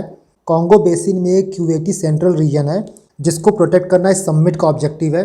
और ये जो रीजन है वर्ल्ड का लार्जेस्ट ट्रॉपिकल पीट लैंड है। नाउ पीट लैंड होता क्या है, तो पीट लैंड जो है वो एक्वेटिक और टेरेस्ट्रियल इकोसिस्टम के बीच का ट्रांजिशन जोन है। पीट लैंड एक टाइप का वेटलैंड है और कार्बन सिक्वेस्ट्रेशन के लिए ये one of the most important location है, one of the most important region है। एग्जाम में हो सकता है आपसे पूछ ले कि पीट लैंड होता क्या है और किस एरिया में पाया जाता है। तो ऑलमोस्ट हर जोन में ये पाया जाता है, चाहे आप ट्रॉपिकल की बात कर लो, टेम्परेट की बात कर लो, हर जगह आपको पीट लैंड मिल जाएगा, हर क्लाइमेटिक जोन में आपको पीट लैंड मिल जाएगा। ये 3 बेसिन कौन कौन से थे हमने देख लिया था, कॉन्गो, अमेजॉन और बोर्नियो मिकोंग। कौन कौन सी कंट्रीज इनके बीच में आती है, जो कॉन्गो बेसिन है वर्ल्ड की सेकेंड लार्जेस्ट बेसिन है। सबसे बड़ा किसका बेसिन है, तो अमेजॉन रिवर का। 6 कंट्रीज आती हैं, Cameroon, Central African Republic, DRC, Republic of Congo, Equatorial Guinea और गेबन। नेक्स्ट देखो अमेजॉन बेसिन। अमेजॉन बेसिन में साउथ अमेरिका की 9 कंट्रीज आती हैं, Brazil, Peru, Ecuador, Colombia, Venezuela, Bolivia, French Guiana, Suriname and Guyana. ना यहाँ पे देखो एक चीज़ हमने गेबन पढ़ा था, गेबन से इक्वेटर पास होता है, ये देख लेना, गेबन से इक्वेटर पास होता है। Now Borneo Mekong south east Asian basin, वो 2 रीजन को मिला के है, एक है आपका बोर्नियो, दूसरा है मिकोंग। मिकोंग रिवर कहाँ कहाँ से पास होता है, China, Myanmar, Thailand, Laos, Cambodia and Vietnam. वहीं बोर्नियो की बात करें तो 3 कंट्री में डिवाइडेड है ये, ब्रुनेई, मलेशिया एंड इंडोनेशिया। ये वर्ल्ड का 4th लार्जेस्ट आइलैंड है आप मुझे कमेंट करके ये बताना कि वर्ल्ड का सबसे बड़ा आइलैंड कौन सा है। बहुत इंपॉर्टेंट क्वेश्चन है ये, और ऐसे क्वेश्चन यूपीएससी में स्टेटमेंट के थ्रू आ सकते हैं। नाउ नाइजीरिया, अभी हमने ऊपर बात की कि जो बोको हराम है वो नाइजीरियन बेस्ड इस्लामिस्ट ग्रुप है, टेररिस्ट ग्रुप है। और नाइजीरिया क्यों न्यूज़ में है? एक तो बोको हराम की वजह से, दूसरा यहाँ पे फूड सिक्योरिटी क्राइसिस है। नाइजीरिया को देखें तो ये भी अफ्रीका का बहुत इंपॉर्टेंट कंट्री है। कुछ इंपॉर्टेंट लोकेशन यहाँ देख लो आप। एक है आपका लेक चैड, दूसरा नाइजर रिवर, तीसरा ये अटलांटिक ओशन के साथ बॉर्डर शेयर करता है। नॉन नाइजीरिया के बॉर्डर कंट्रीज़ कौन कौन से हैं? नॉर्थ में नाइजर हो गया, ईस्ट में चैड और कैमरून हो गए, वेस्ट में बात करो तो बेनिन हो गया। इसके साथ ये गल्फ ऑफ गिनिया के साथ भी बॉर्डर शेयर करता है। यहाँ पे एक इंपॉर्टेंट लेक है जिसका नाम है लेक ओगुटा, ये भी पीवाईक्यू में पूछा गया था। और कुछ इंपॉर्टेंट प्लेसेस यहाँ पे देख लो, बोर्नो, अदमावा, योबे, इन तीनों को मिला के बे स्टेट कहते हैं। दीफा बहुत इंपॉर्टेंट रीजन है, और बायफ्रा रीजन। ये इंपॉर्टेंट प्लेसेस आप नाइजीरिया से याद करना। नेक्स्ट यहाँ पे देखो कुछ इंपॉर्टेंट एथनिक ग्रुप्स भी हैं। हौसा हो गया, ओकुमुआ हो गया, योरूबा हो गया और इग्बो हो गया। नाइजीरिया का जो कैपिटल है वो है अबूजा, याद रखना अबूजा जो है नाइजीरिया कैपिटल है। और मोज़ाम्बिक का क्या है तो मापुटो। मोज़ाम्बिक ये देखो एक कोस्टल कंट्री है। किन के साथ बॉर्डर शेयर करता है तो यहाँ देख लो, मलावी, साउथ अफ्रीका, यहाँ देखो इस्वातिनी है, इसको स्वाज़ीलैंड भी कहते हैं, तो स्वाज़ीलैंड के साथ भी बॉर्डर शेयर करता है ये। इसके बाद देखो यहाँ पे ज़ाम्बिया हो गया, तंजानिया हो गया, ज़िम्बाब्वे हो गया। मोज़ाम्बिक न्यूज़ में क्यों था? काबो डेल्गाडो रीजन की वजह से। पहला तो यहाँ पे इस्लामिक इंसर्जेंसी हो रही है, और दूसरा यहाँ का जो एक गैस फील्ड है वहाँ पे ओएनजीसी विदेश, बीपीसीएल और ऑल इंडिया लिमिटेड ने 30% स्टेक खरीद लिया है। तो काबो डेल्गाडो के गैस फील्ड में इन 3 पीएसयूज़ ने मिलके 30% स्टेक खरीद लिया है, और जल्दी ये प्रोडक्शन स्टार्ट करने वाले हैं। ये इंपॉर्टेंट हो जाता है। मोज़ाम्बिक का एक इंपॉर्टेंट रिवर है लिम्पोपो रिवर। ये रिवर इंपॉर्टेंट क्यों है? क्योंकि ये ट्रॉपिक ऑफ कैप्रिकॉर्न को 2 बार क्रॉस करता है। एक बार ऐसे क्रॉस करता है, एक बार ऐसे क्रॉस करता है। इसलिए याद रखना कि लिम्पोपो रिवर जो है वो ट्रॉपिक ऑफ कैप्रिकॉर्न को 2 बार क्रॉस करता है। कहाँ से राइज होता है तो साउथ अफ्रीका से राइज होकर मोज़ाम्बिक से होकर इंडियन ओशन में ड्रेन करता है, लिम्पोपो रिवर। इसके अलावा एक इंपॉर्टेंट रिवर और भी है, वो है ज़ाम्बेज़ी रिवर। ये अफ्रीका की 4th लॉन्गेस्ट रिवर है। सबसे लॉन्ग कौन सी है? नाइल, उसके बाद कॉन्गो, फिर नाइजर, उसके बाद ज़ाम्बेज़ी रिवर। ज़ाम्बेज़ी रिवर पे ही 2 इंपॉर्टेंट वाटरफॉल बनते हैं, दोनों इंपॉर्टेंट है। एक है आपका वर्ल्ड फेमस विक्टोरिया फॉल, दूसरा है चाबूमा फॉल्स। ना ज़ाम्बिया और जिम्बाब्वे के बीच में एक इंपॉर्टेंट लेक है जिसका नाम है लेक करीबा, और लेक करीबा के ऊपर ही करीबा डैम है। ये जो लेक करीबा है वो वर्ल्ड की लार्जेस्ट आर्टिफिशियल लेक है, इसको हम आगे देखेंगे। बट अभी इतना याद कर लो कि लेक करीबा के ऊपर करीबा डैम है, और ये लेक करीबा जो है वो ज़ाम्बेज़ी रिवर के माउथ पे है। ना वो कहाँ कहाँ से पास होती है ज़ाम्बेज़ी रिवर? तो सबसे पहले ज़ाम्बिया से निकल के फिर अंगोला, फिर नामीबिया, फिर बोस्तवाना, उसके बाद ये ज़ाम्बिया और जिम्बाब्वे के बॉर्डर के थ्रू पास होती है। फाइनली ये मोज़ाम्बिक में घुसने के बाद इंडियन ओशन में ड्रेन होती है। लेक करीबा को जैसे मैंने बताया कि यहाँ देखो ये जो एरिया है ना, यही लेक करीबा है, और ये ड्राई हो रहा है ड्यू टू ड्रॉट, तो याद रखना कि ड्राई हो रहा है। इससे हमको ये पता चलता है कि जिम्बाब्वे जो है वो भी ड्रॉट फेस कर रहा है आफ्टर मलावी और ज़ाम्बिया। तो बहुत सी कंट्रीज़ ऐसी हैं अफ्रीका में जो ड्रॉट फेस कर रही हैं। जिम्बाब्वे हो गया, मलावी हो गया, ज़ाम्बिया हो गया। मलावी क्यों न्यूज़ में था? अभी हमने ऊपर पढ़ा कि यहाँ पे कॉलेरा का भी आउटब्रेक हुआ है। और यहाँ पे हम लोग कॉलेरा की बात करें तो कॉलेरा होता क्यों है? जब भी हम लोग बेकार या फिर इन्फेक्शियस खाना खाते हैं, पानी पीते हैं, तब कॉलेरा होता है। कॉलेरा जो है वो बैक्टीरिया की वजह से होता है, तो याद रखना कि बैक्टीरियन डिजीज़ है ये। और किस बैक्टीरिया की वजह से होता है? तो ये वाइब्रियो कोलेरिया बैक्टीरिया की वजह से होता है। Vibrio, VIBRIO, Vibrio cholera bacteria की वजह से होता है ना। जैसे हम लोग अपने साहेल रीजन देखा था अफ्रीका का, उसी तरह एक इंपॉर्टेंट रीजन है वो है मगरेब रीजन। मगरेब रीजन को एक कॉम्प्लीमेंट करने के लिए एक दूसरा रीजन उसको कहते हैं माशरिक रीजन। दोनों को हम देखते हैं, तो जो मगरेब रीजन है उसको प्लेस ऑफ सनसेट कहते हैं, और जो माशरिक रीजन है उसको प्लेस ऑफ सनराइज़ कहते हैं। मगरेब रीजन को हम लोग western part of Arab world कहते हैं क्योंकि यह अरब के वेस्ट में आता है। उसी तरह माशरिक रीजन को हम लोग ईस्टर्न पार्ट कहते हैं। मगरेब रीजन आपका कहाँ पे है? तो नॉर्थ अफ्रीका में है, और इसको हम लोग बारबेरी कोस्ट भी कहते हैं। कौन कौन सी कंट्रीज़ आती है इस रीजन में? Libya, Tunisia, Algeria, Morocco, Western Sahara और मॉरिटेनिया। माशरिक रीजन की बात करें तो प्लेस ऑफ सनराइज़ है ये। और यहाँ पे कौन कौन सी रीजन की कंट्रीज़ आती हैं? तो North Africa and West Asia. यहीं इजिप्ट के बगल में लीबिया है, और लीबिया में यहाँ पे गल्फ ऑफ सीदरा है जो कि मगरेब रीजन और माशरिक रीजन को डिवाइड करता है। लीबिया जो है दोनों में बिलोंग करता है, माशरिक रीजन में भी और मगरेब रीजन में भी। नाउ बोस्तवाना न्यूज़ में क्यों है? क्योंकि यहाँ पे हंड्रेड्स ऑफ एलिफेंट मरे हैं ड्यू टू ड्रॉट। तो इस रीजन में एक इंपॉर्टेंट रिवर जिसका नाम है ओकावांगो रिवर, यहाँ देखो ये है ओकावांगो रिवर। ये रिवर सूख रही है ड्यू टू ड्रॉट, जिसकी वजह से काफ़ी एलिफेंट जो है वो मरे हैं। नाउ बोत्सवाना का सबसे पहले हम ज्योग्राफी देखते हैं। तो सबसे पहले ये याद रखो कि यहाँ से ट्रॉपिक ऑफ कैप्रिकॉर्न पास होता है। दूसरा, ये एक लैंडलॉक्ड कंट्री है। नामीबिया, जाम्बिया, जिम्बाब्वे और साउथ अफ्रीका। ये आपका नामीबिया हो गया, ये साउथ अफ्रीका हो गया, ये आपका जिम्बाब्वे हो गया और ये होगा जाम्बिया। इनसे ये घिरा हुआ है। जो ये ओकावांगो रिवर है, ये ओकावांगो डेल्टा बनाता है। ये डेल्टा जो है वो यूनेस्को वर्ल्ड हेरिटेज साइट है और यहाँ पे कालहारी डेजर्ट है, उसका ये पार्ट है। ये वर्ल्ड का एक ऐसा डेल्टा है जो किसी भी रिवर या सी में फ्लो नहीं होता। यहीं पे एक इम्पॉर्टेंट गेम रिजर्व है जिसका नाम है मोरेमी गेम रिजर्व। एक इम्पॉर्टेंट एथनिक ग्रुप यहीं पर रहती है जिसका नाम है हम्बोक्सु ग्रुप याद रखना। अभी हमने कालाहारी डेजर्ट की बात की। आपका कालाहारी डेजर्ट है। 3 कंट्रीज इसमें आती हैं, एक है आपका नामीबिया, दूसरा बोत्सवाना, तीसरा साउथ अफ्रीका। तो कालाहारी डेजर्ट के बारे में याद रखना आप। कालाहारी डेजर्ट में एक इंपॉर्टेंट ट्राइब है जिसका नाम है बुशमैन ट्राइब, इसको सान ट्राइब भी कहते हैं, याद रखना आप। Next, gulf of Guinea Africa के वेस्टर्न कोस्ट में है। ये वेस्ट कोस्ट हो गया आपका नॉर्थ अटलांटिक ओशन में। 2 इंपॉर्टेंट रिवर का ये डेल्टा है, एक है आपका वोल्टा रिवर, दूसरा नाइजर रिवर। और जो गल्फ ऑफ गिनिया है वो इक्वेटर एंड प्राइम मेरिडियन का जंक्शन पॉइंट है। इसके साथ यहाँ पे ये याद रखना कि इंडिया ने यहाँ पे INS सुमेधा डिप्लॉय किया था for anti piracy mission. Next देखो, DRC democratic Republic of Congo. ये अफ्रीका का सेकंड लार्जेस्ट कंट्री है। जो लार्जेस्ट है वो कौन सी है, तो अल्जीरिया है। न्यूज़ में क्यों है, क्योंकि रवांडा के साथ इसका डिस्प्यूट चल रहा है। यहाँ पे 2-3 एरिया याद रखना आप, north Kivu, south Kivu, इटूरी, Goma, ये सारे इसी एरिया में है। यहाँ देखो ना, ये आपका साउथ कीवू हो गया, ये नॉर्थ कीवू हो गया, ये हो गया इटूरी। नेक्स्ट देखो, DRC का कैपिटल क्या है, तो किन्हासा। यहाँ पे एक M23 ग्रुप है, इसको याद रखना, इसको कहते हैं मार्च 23 मूवमेंट ग्रुप, जो कि रवांडा बैक्ड है एंड इसके बीच एंड कॉन्गोलीज आर्मी के बीच लड़ाई चल रही है। तो M23 ग्रुप कहाँ बेस्ड है, तो ये कॉन्गो में बेस्ड है। रवांडा में ही 2 एथनिक ग्रुप हैं, याद रखना, एक है तुत्सी ग्रुप और दूसरा है हुतू ग्रुप। 1994 में जब रवांडा जीनोसाइड हुआ था, उस टाइम पे लैक्स एंड लैक्स ऑफ तुत्सीज मारे गए थे बाई हुतूज ग्रुप। तो ये दोनों आप ग्रुप याद रखना। इसके बाद जो कीवू रीजन है वो कोबाल्ट का लार्जेस्ट रिजर्व है। इस बार भी न्यूज़ में आया था कि कोबाल्ट कहाँ पाया जाता है, तो DRC में पाया जाता है, DRC में भी कीवू रीजन।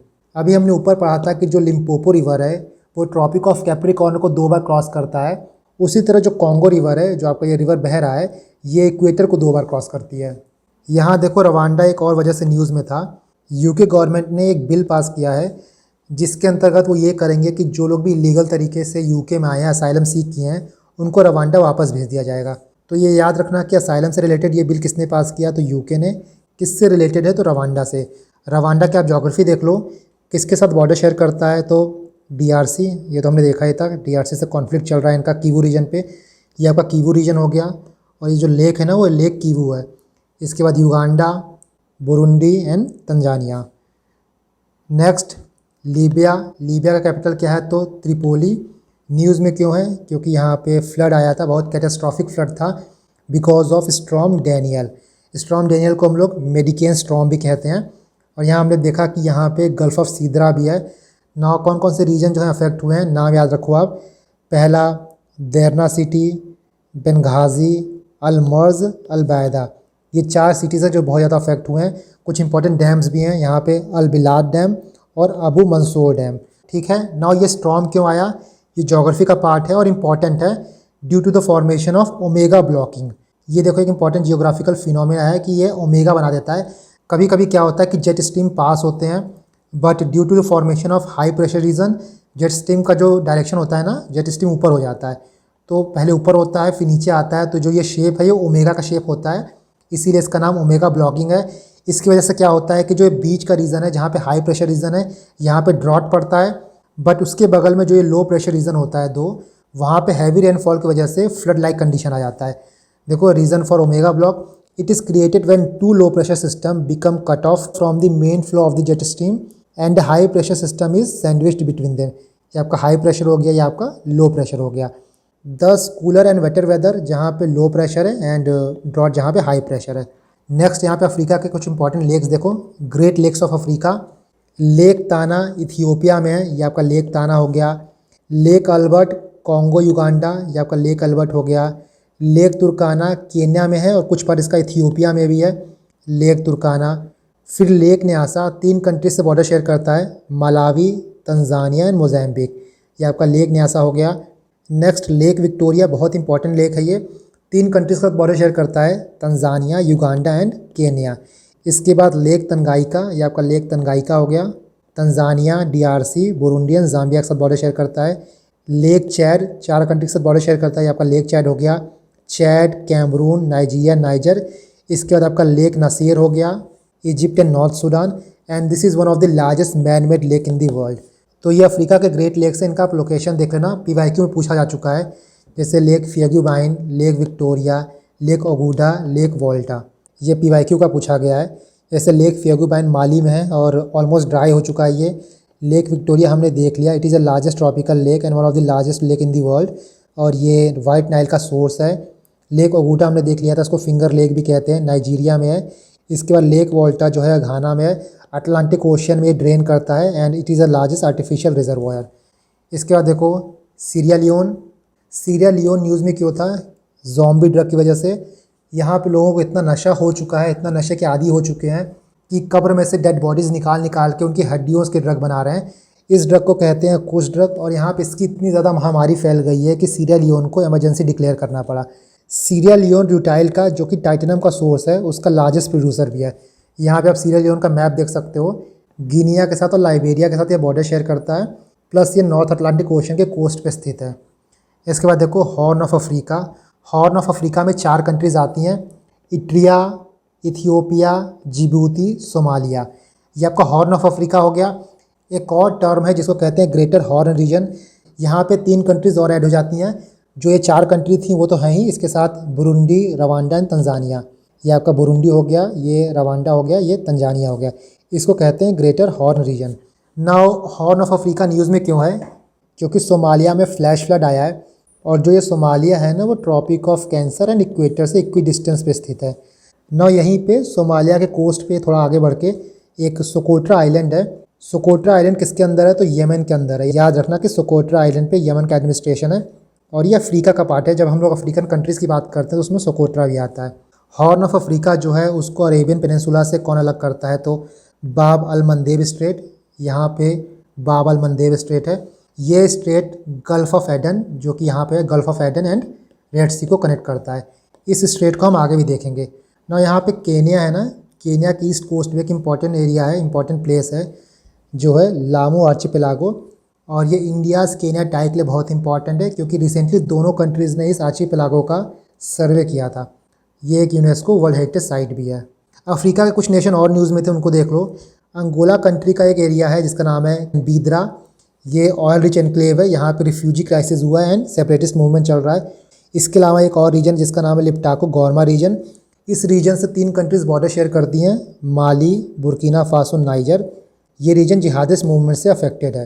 तो लिप्टाको गौरमा रीजन किससे रिलेटेड है? माली, बुर्किना फासो और नाइजर से।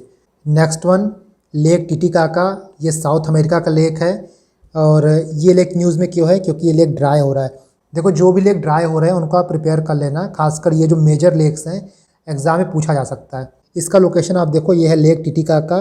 किन कंट्रीज़ के बीच में है? तो पेरू एंड बोलीविया के बीच में है, और ये हाईएस्ट नेविगेबल वाटर बॉडी है, क्योंकि ये लेक जो है वो एंडीज़ माउंटेन पे स्थित है। नाउ इजराइल पैलेस्टीन इशू के बाद जो दूसरा सबसे बड़ा इशू था, जो बर्निंग इशू था, वो है Russia Ukraine war. Russia Ukraine के जो इंपॉर्टेंट प्लेसेस न्यूज़ में रहते हैं, जो इंपॉर्टेंट लोकेशंस हैं, उनको देखो आप। जैसे जिन एरियाज़ को रशिया ने बॉम्बार्ड किया था उनको आप देख लो, कौन कौन से इंपॉर्टेंट शहर हैं। कुछ यहाँ से यूपीएससी ने ऑलरेडी पहले पूछ लिया है, और कुछ आगे पूछ सकता है। पहला है रशिया का बेलग्रोड सिटी, यहाँ देखो बेलग्रोड सिटी। यूक्रेन ने यहाँ बॉम्बार्डमेंट किया था। उसके बाद यूक्रेन की एक सिटी है बाखमुट सिटी, सबसे ज़्यादा लंबा यहाँ पे यूक्रेन का वॉर चला था, यहाँ देखो आप बाखमुट सिटी। उसके बाद यूक्रेन का दोनबास रीजन है, बहुत इंपॉर्टेंट है, ये ईस्टर्न मोस्ट यूक्रेन में स्थित है। नेक्स्ट वन नोवा काकहोका डैम, ये भी बहुत इंपॉर्टेंट है। कौन से रिवर पे है ये? तो नाइप्रो रिवर, यहाँ देख रहे हो ना, यहीं पर वो डैम है, नोका काकहोका डैम। इसके बाद एक ज़ैपोराइज़ाज़िया रीजन है, यहाँ देखो ज़ैपोराइज़ाज़िया यूक्रेन का है। नेक्स्ट यूक्रेन की सिटी अवदीवका। इसके बाद रशिया का एक इम्पॉर्टेंट पोर्ट है नोवोरिसिक पोर्ट, जो कर्च स्ट्रेट पे है। कर्च स्ट्रेट आपका ये हो गया, जो सी ऑफ अज़ोव एंड ब्लैक सी को कनेक्ट करता है, बहुत इंपॉर्टेंट स्ट्रेट है। यहीं पे क्रीमिया में ही एक रशिया का सेवेस्टोपोल पोर्ट है, ये भी इंपॉर्टेंट है, इसको भी याद रखना आप। इसके बाद क्रीमिया में देखो एक फियोदोसिया पोर्ट है। नेक्स्ट इस्माइल सी पोर्ट यूक्रेन का ब्लैक सी में है, जहाँ पे रशिया के ड्रोन ने अटैक किया है। इसके बाद सुलीना चैनल जो कि रोमेनिया में है, दनूबे रिवर। ये सारे एरिया रशिया यूक्रेन वॉर के लिए इंपॉर्टेंट है। सुलीना चैनल पे एक इम्पॉर्टेंट पोर्ट है कॉन्स्टेंटा पोर्ट, और ये जो चैनल है वो ब्लैक सी को पोर्ट ऑफ यूक्रेन से कनेक्ट करता है। यहीं पे दो इंपॉर्टेंट चैनल और हैं, एक है चीलिया चैनल और एक है सेंट जॉर्ज चैनल। ना यहाँ पे हम सुलीना चैनल की बात कर रहे हैं तो दनूबे रिवर भी देख लो। दनूबे रिवर जो है वो यूक्रेन की सेकंड लॉन्गेस्ट रिवर है। पहली कौन सी है तो वोल्गा। एक और ग्रुप है जो कि वैगनर ग्रुप है, ये रशिया फंडेड है, और इस ग्रुप का फाउंडर कौन है, प्रिगोजिन। कच स्टेट हमने देख ही लिया है। Next Japan. जापान में ना एक दो चीज़ आप याद रखो, जापान अलग अलग आइलैंड्स में डिवाइडेड है, उसके अलग अलग पार्ट्स हैं, तो उनको आप नॉर्थ टू साउथ या साउथ टू नॉर्थ याद कर लो। जैसे होकाइडो आइलैंड, होन्शू हो गया, सिकोकू हो गया और क्योंशू हो गया। इनको आप नॉर्थ से साउथ याद कर लो, एग्जाम में हो सकता है पूछे। इसके बाद देखो यहाँ पे एक इम्पॉर्टेंट आइलैंड है रियुक्यू आइलैंड। ईस्ट चाइना सी इंपॉर्टेंट है, सी ऑफ जापान इंपॉर्टेंट है, सी ऑफ जापान को ईस्ट सी भी कहते हैं। नेक्स्ट यहाँ पे देखो सी ऑफ ओखोस्ट, यहीं पे कुरिल्स आइलैंड है जो कि बहुत इंपॉर्टेंट है। इसको लेके जापान और रशिया के बीच में लड़ाई चल रही, कॉन्फ्लिक्ट है। तो कुरिल आइलैंड डिस्प्यूट जापान और रशिया के बीच में है। कुछ इंपॉर्टेंट कुरिल आइलैंड्स देख लो यहाँ पे कुरिल आइलैंड है, ये नाम याद कर लो, हो सकता है पूछ ले। त्रोफू, कुनासिरी, सिकोतुन, मताऊ, होम्बाई आइलैंड। एक दो बार आप नाम देख लेना, मान लो एग्जाम में पूछ ले रैंडम नाम दे के, तो आपको पता हो कि ये कुरिल आइलैंड से रिलेटेड है। इसके बाद देखो जो ये कुरिल आइलैंड है ना, ये होकाइडू, जापान का होकाइडू आइलैंड, और फार रशिया का कामचटका जो पेनिनसुला है, ये है आपका कामचटका पेनिनसुला, और ये है होकाइडू आइलैंड, इसके बीच स्थित है। यहीं पे एक इम्पॉर्टेंट आइलैंड और आता है जिसका नाम है मटुआ आइलैंड, और ये आइलैंड सी ऑफ ओखोस्ट और पैसिफिक ओशन को डिवाइड करता है। इसी एरिया में रशिया का एक सहकालिल आइलैंड है, वो भी इंपॉर्टेंट है। और इसी एरिया में आपको यहाँ पे एक टाटर स्ट्रेट मिलेगा जो सी ऑफ ओखोस्ट और सी ऑफ जापान को कनेक्ट करता है, ठीक है। नेक्स्ट देखो यहाँ पे सी ऑफ जापान को हम लोग ईस्ट सी भी कहते हैं। वैसे तो मैंने सारी इंपॉर्टेंट लोकेशन आपको पढ़ाई दी है, बट इस मैप को आप एक बार देख लेना। इसके बाद देखो अजरबैजान और आर्मेनिया में डिस्प्यूट चल रहा है, किस रीजन को लेके, तो नागोर्नो काराबाख रीजन को लेके। ये भी PYQ में पूछा जा चुका है। अजरबैजान की ज्योग्राफी को देखो तो आप रशिया से बॉर्डर शेयर करता है, जॉर्जिया से करता है, आर्मेनिया से करता है, ईरान से करता है, और यहाँ पे आप देखो कैस्पियन सी है, और इस पूरे एरिया में काउकासुस माउंटेन भी है। इस माउंटेन का नाम याद रखना किससे एसोसिएटेड है। नेक्स्ट हम आर्मेनिया को देखें। आर्मेनिया में आपको लेक सीवान मिलेगा, और आर्मेनिया एक लैंडलॉक्ड कंट्री है। इसके वेस्ट में टर्की है, नॉर्थ में जॉर्जिया है, यहाँ पे आप अजरबैजान देखो, यहाँ पे आप ईरान देखो। यहीं पे एक इम्पॉर्टेंट लोकेशन है नक्चीवान, इसको नक्चीवान भी कहते हैं। ये एरिया अजरबैजान का एनक्लेव है। कौन कौन सा एरिया दोनों कंट्री में डिस्प्यूटेड है, तो आपका एक नागोर्नो काराबाख रीजन हो गया।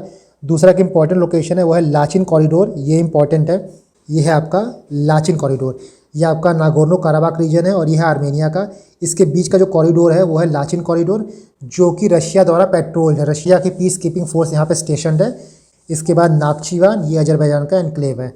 Next one Turkey and Greece. यहाँ भी एजियन सी के टेरिटोरियल एरिया को लेकर डिस्प्यूट चल रहा है, क्योंकि हम लोग जानते हैं ना UN क्लॉज को लेके कि सी में 12 नॉटिकल माइल तक आपका एरिया रहता है।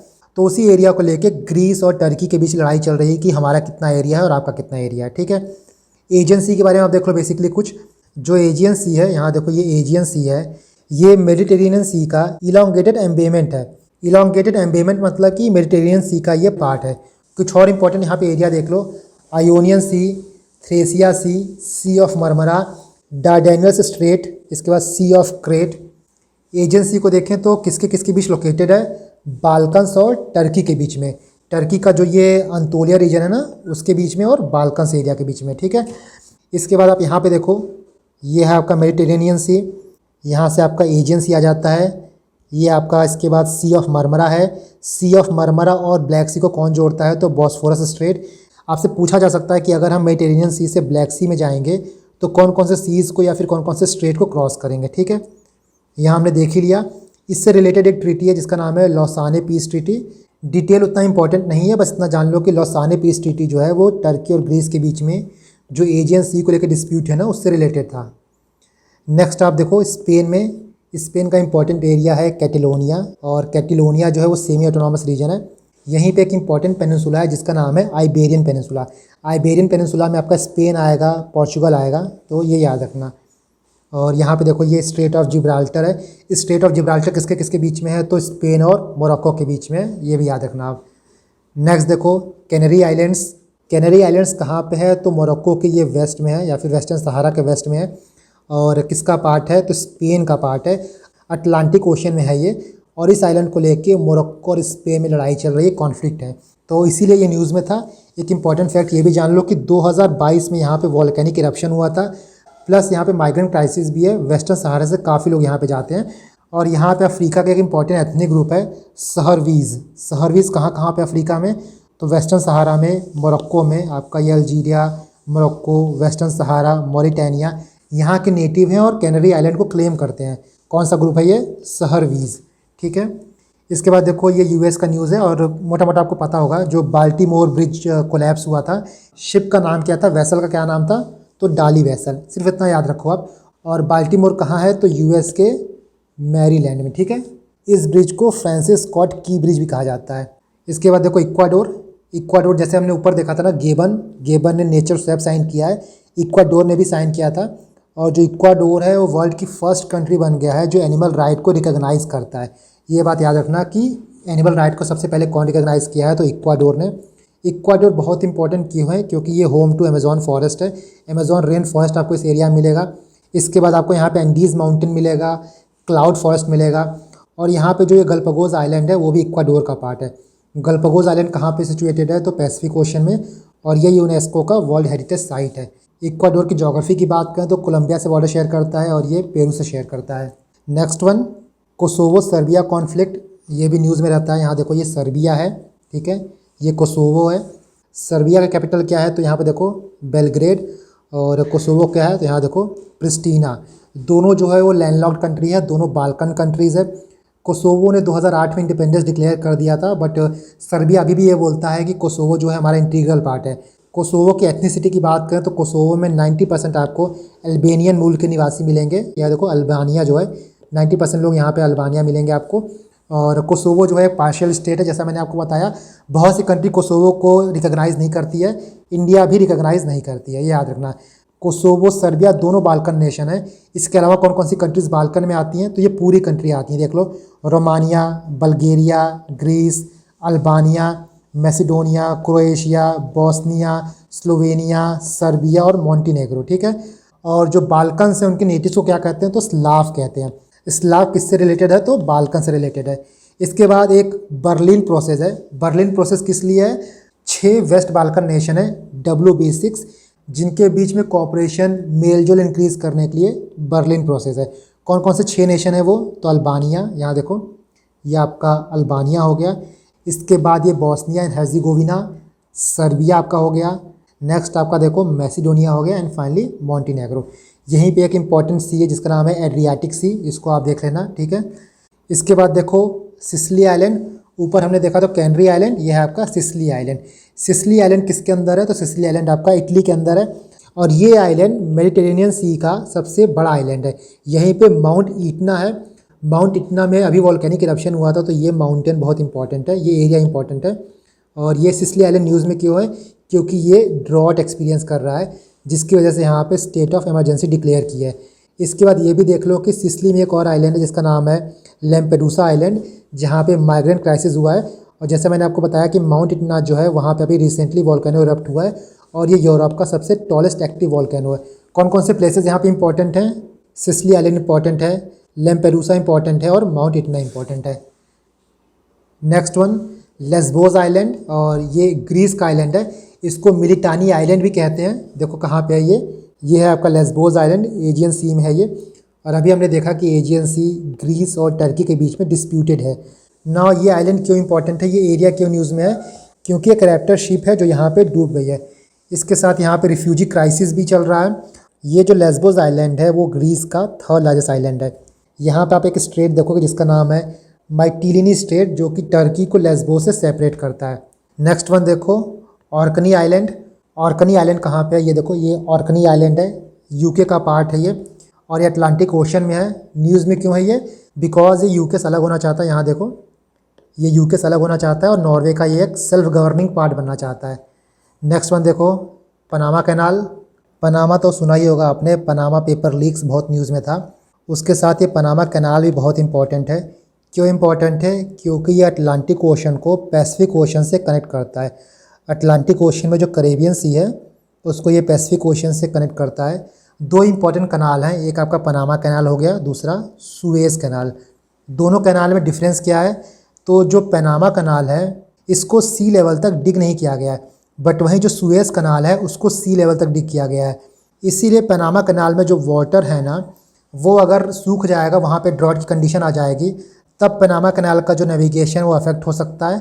But same condition Suez canal के साथ नहीं हो सकता, क्योंकि इस कैनाल में जो वाटर फ्लो करता है वो सी का वाटर फ्लो करता है। पनामा कैनाल का नेविगेशन सिस्टम कैसा होता है, लेट मी शो यू। यहाँ पे देखो, ये पनामा कैनाल का नेविगेशन सिस्टम है। पनामा कैनाल का जो नेविगेशन है बेसिकली डिफरेंट लॉक्स पे ऑपरेट करता है। ये देख रहे हो ना, ये डिफरेंट लॉक्स हैं। तो यहाँ क्या होता है, ये देखो आपका अटलांटिक ओशन है, इसके बाद यहाँ पे पैसिफिक ओशन है। एक शिप है जो यहाँ से चल के पहले यहाँ पे आएगी, ये लॉक बंद हो जाता है, ये जो वाटर लेवल है वो राइज़ हो जाता है, फिर ये लॉक नीचे गिरता है, शिप यहाँ से यहाँ आती है, ये लॉक बंद हो जाएगा, फिर यहाँ से वाटर लेवल राइज़ करेगा, इसके साथ शिप भी राइज़ होगा, फिर ये लॉक खुलेगा, फिर शिप यहाँ पे आएगी, फिर ये लॉक बंद हो जाएगा। इसके बाद ये यहाँ पे गाटून लेक में आएगा, गाटून लेक के बाद फिर यहाँ से वही सेम प्रोसेस होगा, ये लॉक गिरेगा, फिर शिप यहाँ पे आएगी, फिर ये लॉक गिरेगा, शिप यहाँ पे आएगी। जिस तरह से लॉक खुलता बंद होता है उस तरह से यहाँ पे वाटर लेवल राइज़ करता है और शिप भी राइज़ होता है। फाइनली शिप जो है वो पैसिफिक ओशन में चली जाएगी। तो ये डिफरेंट लॉक सिस्टम है जिसके थ्रू पनामा कैनाल में नेविगेशन काम करता है। इसीलिए अभी प्रॉब्लम क्या है कि पनामा एरिया में ड्रॉट की कंडीशन चल रही है, जिसकी वजह से यहाँ पे वाटर लेवल कम है, एंड दैट्स वाई जो इसका नेविगेशन है, जो शिप के मूविंग का टाइम है वो इंक्रीज़ हो रहा है। इस एरिया में दो तीन चीज़ें इंपॉर्टेंट वो भी देख लो। ये आपका पैसिफिक ओशन हो गया, ये आपका गल्फ ऑफ चिरिकी हो गया, ये पनामा कैनाल दिखाई दिया मैंने, यहाँ पे आपका कैरेबियन सी आता है, इसके बाद यहाँ पे कोलंबिया आता है। ये देखो डेरियन गैप है। डेरियन गैप इंपॉर्टेंट क्यों है? जो डंकी मार के यूएस में जाते हैं, इलीगल माइग्रेशन करते हैं, उसके लिए इंपॉर्टेंट रूट है डेरियन गैप, ठीक है। नेक्स्ट यहाँ पे देखो इस्थमस ऑफ पनामा। इस्थमस क्या होता है? जो दो वाटर बॉडीज़ को डिवाइड करता है, एक है आपका पैसिफिक ओशन, दूसरा यहाँ पे अटलांटिक ओशन। नाउ ये आपका देखो डेरियन गैप जो मैंने बात की ना, ये डेरियन गैप दो कंट्रीज़ में है, कुछ पार्ट आपका कोलंबिया में है, कुछ पनामा में है। डेरियन गैप बेसिकली है क्या? तो ये थिक फॉरेस्ट एरिया है जो डंकी रूट है टू इंटर यूएस इलीगली, इसको एज अ रूट यूज़ किया जाता है। इंपॉर्टेंट है एग्जाम के लिए, ये टर्म भी याद कर लो, डंकी रूट किसे कहते हैं? जो यूएस में इलीगल तरीके से जाने के लिए रूट अपनाते हैं उसको डंकी रूट कहते हैं, और ये डेरियन गैप इंपॉर्टेंट रूट है। और इस प्रोसेस को डंकी रूट क्यों कहते हैं? क्योंकि आप डायरेक्टली इंडिया से या फिर किसी XYZ कंट्री से यूएस नहीं जाते हो, डिफरेंट कंट्रीज से होकर आप यूएस जाते हो। नेक्स्ट देखो अमेज़न बेसिन, ये भी बहुत इंपॉर्टेंट एरिया है साउथ अमेरिका का। ये पूरा आपका अमेज़न रेन फॉरेस्ट हो गया, यहीं से अमेज़न रिवर पास होती है, और ये पूरा आपका अमेज़न बेसिन हो गया। ये पर्टिकुलर एरिया न्यूज़ में क्यों है? क्योंकि ये अभी ड्रॉट फेस कर रहा है। ऑलमोस्ट पूरा अर्थ ही आप देखोगे तो ड्रॉट फेस कर रहा है। और कहाँ कहाँ कितना कितना परसेंट इस बेसिन का लोकेटेड है? तो ब्राज़ील में, पेरू में, गुयाना में, Colombia, Ecuador, Bolivia, Suriname, French Guiana and Venezuela. जो अमेज़न रिवर सिस्टम है वो वर्ल्ड का लार्जेस्ट ड्रेनेज सिस्टम है, इसको याद रखना। कहाँ कहाँ से पास होता है ये? तो यहाँ देख लो आप, एक्सेप्ट अर्जेंटीना, चिले, उरुग्वे, पेरुग्वे, ये हर साउथ अमेरिकन कंट्री से पास होता है। और ये इंपॉर्टेंट है, यहाँ देख लो जो अमेज़न रेन फॉरेस्ट है वो किन किन एरिया से बाउंडेड है। गुयाना आइलैंड आपको नॉर्थ में मिलेगा, इसके बाद वेस्ट में आपको एंडीज़ माउंटेन मिलेगा, साउथ में नीचे आपको ब्राज़ीलियन प्लेटू मिलेगा, और ईस्ट में आपको अटलांटिक ओशन मिलेगा। तो ये चार एरिया हैं जिससे Amazon rain forest border share करता है। ना हमने अमेज़न रेन फॉरेस्ट देख लिया, ये देखो पूरा अमेज़न का एरिया है। ये देखो गुयाना आइलैंड यहाँ पे हो गया, इसके बाद यहाँ पे आपका एंडीज़ हो जाएगा, ये ब्राज़ीलियन प्लेटू है, और यहाँ पे देखो Atlantic ocean. Amazon rain forest किन किन कंट्रीज़ में है? तो 9 कंट्री में है। ब्राज़ील हो गया, Bolivia, Peru, Ecuador, Colombia, Venezuela, Guyana, Suriname, इसके बाद फ्रेंच गुयाना। यहाँ पे देखो ये आपका फ्रेंच गुयाना है, ये फ्रांस की ओवरसीज़ टेरिटरी है। इसके बाद अमेज़न फॉरेस्ट में एक इंपॉर्टेंट ट्राइब है जिसका नाम है यानोमामी ट्राइब, और अभी ये ह्यूमैनिटेरियन क्राइसिस फेस कर रहे हैं, वॉयलेंस, डेथ, डिजीज़। ये ट्राइब कहाँ पाए जाते हैं? तो एक वेनेजुएला, दूसरा ब्राज़ील। ये आपका ब्राज़ील हो गया, और यहाँ पे वेनेजुएला, और इसी एरिया में मतलब अमेज़न फॉरेस्ट के ये इंपॉर्टेंट ट्राइब है। और कुछ ट्राइब्स जो इंपॉर्टेंट हैं अमेज़न फॉरेस्ट के, देखो यानोमामी हमने देख लिया, एशन इनका tribe, Peru Brazil, Waiapi tribe, Piripkura tribe जो कि ब्राज़ील के मादगासो रीजन में है, क्यापो ट्राइब, तुकानो ट्राइब और मासी ट्राइब। इन सब ट्राइब में से जो सबसे ज़्यादा थ्रेटेंड है वो है पिरिपुकुरा ट्राइब। और अभी ये देखा गया है कि अमेज़ॉन फॉरेस्ट में जो लास्ट 3 सर्वाइवर में से एक इम्पॉर्टेंट सर्वाइवर जिसका नाम है तामदुआ, ये पिरिपुकुरा ट्राइब से बिलोंग करता है, उसको पाया गया है। तो जो इंपॉर्टेंट ट्राइब्स अमेज़ॉन फॉरेस्ट के उनको देख लेना, एग्जाम में हो सकता है मैच द फॉलोइंग में आ जाए। नेक्स्ट देखो, जैसे अमेज़ॉन फॉरेस्ट इंपॉर्टेंट है, अमेज़ॉन रिवर इंपॉर्टेंट है, उसी तरह उस रिवर में पाई जाने वाली डॉल्फिन इंपॉर्टेंट है। ये डॉल्फिन स्पीसीज़ की सबसे लार्जेस्ट रिवर डॉल्फिन है और इसको पिंक रिवर डॉल्फिन भी कहते हैं, बोटो भी कहते हैं। और ये फ्रेश वाटर डॉल्फिन है। 2 रिवर में पाई जाती है, एक है अमेज़ॉन रिवर, दूसरा ओरिनोको रिवर। IUCN स्टेटस क्या है तो एंडेंजर्ड है। ये डॉल्फिन न्यूज़ में क्यों है? क्योंकि जिस लेक में ये पाई जाती है, लेक टेफे, जो कि ब्राज़ील में है, ड्यू टू ड्रॉट ये लेक सूख रहा है, जिसकी वजह से 100 से ज़्यादा डॉल्फिन यहाँ पे मरी हुई पाई गई थी, डेड पाई गई थी। कुछ और इंपॉर्टेंट डॉल्फिन्स यहाँ पे देख लो। ये आपका अमेज़ॉन डॉल्फिन है इस एरिया में। इसके बाद यहाँ पे देखोगे तो ये इंडस डॉल्फिन, ये गंगा डॉल्फिन, ये यांगसे डॉल्फिन जो कि चाइना के रिवर में है, ये आपका इरावदी डॉल्फिन, ये मिकोंग डॉल्फिन और ये महाकम डॉल्फिन। नेक्स्ट आप देखो नॉर्दर्न सी रूट, ये इंडिया के लिए भी इम्पॉर्टेंट है प्लस ये रशिया के लिए भी इम्पॉर्टेंट है, क्योंकि ये रूट जो है वो यूरोप और एशिया पैसिफिक के बीच में जो ट्रांसपोर्टेशन का टाइम है बहुत कम कर देगा। जो ट्रेडिशनल रूट है वो सुएज़ कनाल के थ्रू होके है, बट जो ये नॉर्थ सी रूट है वो यहाँ से आपका स्टार्ट होगा और यहाँ तक जाएगा। कौन कौन से एरियाज़ को पास करेगा? 4 सीज़ को पास करेगा, बेरेंट सी, कारा सी, लैप्टेव सी और ईस्ट साइबेरियन सी, जो कि आर्टिक ओशन में है, इस पूरे एरिया में है। और ये चारों सीज़ इंपॉर्टेंट हो जाते हैं फॉर योर एग्जाम पर्पस। ये रूट स्टार्ट कहाँ से होगा? तो बेरेंट से स्टार्ट होगा और ख़त्म कहाँ होगा? तो बेरिंग स्ट्रेट पे ख़त्म होगा। बेरिंग स्ट्रेट कहाँ पे है? तो यहाँ पे देखो, ये आपका बेरिंग स्ट्रेट है, जो कि बेरिंग सी नॉर्थ पैसिफिक ओशन को आर्टिक ओशन से कनेक्ट करेगा। रशिया और यूनाइटेड स्टेट का जो सीवार्ड पेनिनसुला है उसके बीच का जो स्ट्रेट है उसको कहते हैं Bering Strait. Next important strait है कारा स्ट्रेट। यहाँ देखो ये कारा स्ट्रेट है, ये आपके कारा सी और बेरेंट सी को जोड़ता है। इस सीज़ को ईस्ट टू वेस्ट आप याद कर लेना, लैप्टेव सी, कारा सी और बेरेंट सी। इसके बाद देखो रशिया का एक इम्पॉर्टेंट लोकेशन है जिसका नाम है मरमंस्क रीजन। कहाँ पे है? तो ये देखो ये आपका मरमंस्क रीजन। और इम्पॉर्टेंट क्यों है? क्योंकि ये रशिया का लार्जेस्ट आइस फ्री पोर्ट है। ठीक है, रशिया में बहुत कम ही आइस फ्री पोर्ट है क्योंकि ये पूरा आर्टिक रीजन है और यहाँ पे आइस जम जाता है। इसीलिए ये नॉर्दर्न सी रूट ना इम्पॉर्टेंट हो जाता है, क्योंकि इसके थ्रू रशिया एक ऑल्टरनेटिव नेविगेशन सिस्टम प्रोवाइड करना चाहता है। नेक्स्ट देखो रशिया फार ईस्ट, इस रीजन का डेवलपमेंट रशिया के इंटरेस्ट में भी है प्लस इंडिया के इंटरेस्ट में भी है। इंडिया का जो एक्ट ईस्ट पॉलिसी है उसके थ्रू इंडिया जो है वो रशिया के फार ईस्ट के रीजन में कॉपरेशन डेवलप करना चाहता है। आपने सुना होगा न्यूज़ में कि व्लादिवोस्तोक जो कि रशिया का फार ईस्ट साइट है, यहाँ देखो ये व्लादिवोस्तोक और यहाँ पे चेन्नई, इसके बीच में एक सी रूट डेवलप किया जा रहा है। और इसीलिए जो नॉर्दर्न सी रूट है इंपॉर्टेंट हो जाता है इंडिया के लिए भी, क्योंकि एक रूट आपका ये बनेगा चेन्नई टू व्लादिवोस्तोक और बाकी ये यहाँ से नॉर्थ सी रूट। इसीलिए रशिया फार ईस्ट का रीजन इंपॉर्टेंट हो जाता है। कुछ इंपॉर्टेंट यहाँ पे एरियाज़ आप देख लो, जैसे ज़बाइलकल्स्क, कामचटका हमने देखा था ऊपर कि कामचटका और होकाइडो के बीच में आपका कुरिल आइलैंड है। इसके बाद मगादान रीजन और प्रिमोस्की रीजन, इसके बाद साखा रीजन। ये देख लेना, हो सकता है एग्जाम में पूछ ले। कामचटका पेनिनसुला रशिया का फार ईस्ट में है, न्यूज़ में भी ये था बिकॉज यहाँ पे वॉल्केनो इरप्शन हुआ है। इसके अलावा 2-3 पेनिनसुला और देख लो, कोला पेनिनसुला जो कि नॉर्थ वेस्ट ऑफ रशिया है, यूकाटन पेनिनसुला जो कि सेंट्रल अमेरिका में है, मैक्सिको, बेलीज और ग्वाटेमाला के एरिया। इसके बाद आइबेरियन पेनिनसुला मैंने ऊपर दिखाया था जो कि स्पेन और पोर्चुगल में है। नेक्स्ट यहाँ पे देख लो रशिया फार ईस्ट का ये जो एरिया है वो लेक बैकाल और पैसिफिक ओशन के बीच में है। यहाँ पे आपका लेक बैकाल आएगा, ये आपका पैसिफिक ओशन। एक इंपॉर्टेंट कॉरिडोर डेवलप किया जा रहा है जिसका नाम है ईस्टर्न मैरीटाइम कॉरिडोर। इसी का पार्ट है व्लादिवोस्तोक चेन्नई सी रूट, जो कि सी रूट है बिटवीन चेन्नई टू व्लादिवोस्तोक। कहाँ से पास होगा? Sea of Japan, South China Sea and Malacca Strait. Now East economic forum, ये भी रशिया फार ईस्ट को डेवलप करने के लिए एक फोरम है जो कि रशिया हर साल ऑर्गेनाइज करता है। नेक्स्ट आप देखो बातागाई का एक क्रेटर है, एक परमाफ्रॉस्ट क्रेटर है और धीरे धीरे ये वार्म हो रहा है, धीरे धीरे ये पिघल रहा है due to warming of the planet. तो इंपॉर्टेंट क्रेटर याद कर लेना कि ये वर्ल्ड का बिगेस्ट क्रेटर है बातागाई का क्रेटर। कहाँ पे स्थित है? तो रशिया के फार ईस्ट में। इसके बाद देखो लेक उर्मिया, ये भी ड्राई हो रहा है। कहाँ पे है? तो ईरान में। ये देखो लेक उर्मिया है और ये मिडल ईस्ट का लार्जेस्ट लेक है।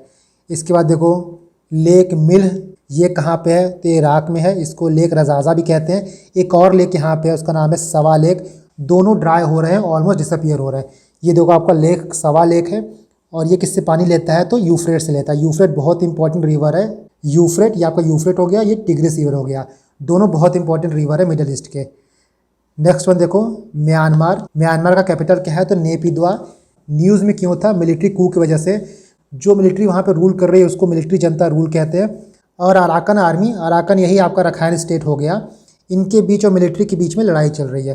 तो म्यांमार के लिए इंपॉर्टेंट क्या हो जाता है, जो इंपॉर्टेंट सिटीज़ हैं, इंपॉर्टेंट कैपिटल्स हैं, इंपॉर्टेंट स्टेट है, उनको आप देख लो। जैसे काचिन रीजन हो गया, किससे रिलेटेड है, तो म्यांमार से रिलेटेड है। काचिन कहाँ पे है, तो ये काचिन हो गया। इसके बाद पलेटवा प्रोविंस। पलेटवा प्रोविंस आपका यहाँ पे सितवे के पास आएगा। ये इंपॉर्टेंट क्यों है, क्योंकि जो हमारा कलादान मल्टी मॉडल प्रोजेक्ट है ना, उसके एरिया में ये आता है, इसलिए इंपॉर्टेंट हो जाता है। सितवे पोर्ट, ये आपका सितवे पोर्ट है।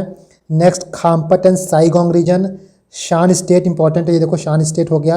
रखाइन मैंने दिखाई दिया था, ये आपका रखाइन हो गया, रोहिंग्यास के लिए फेमस है ये। इसके बाद चीन से हॉट टाउन आता है यहाँ पे, ये आपका यहाँ पे आएगा। ये चाइना और म्यांमार के बीच में डिस्प्यूट है इस बॉर्डर पे। नेक्स्ट देखो, ऑपरेशन 1027 किससे रिलेटेड है, तो म्यांमार से रिलेटेड है। ये क्या है, तो ये एक मिलिट्री ऑफेंसिव ग्रुप है, मतलब मिलिट्री के खिलाफ लड़ाई करेंगे 3 ग्रुप मिला के।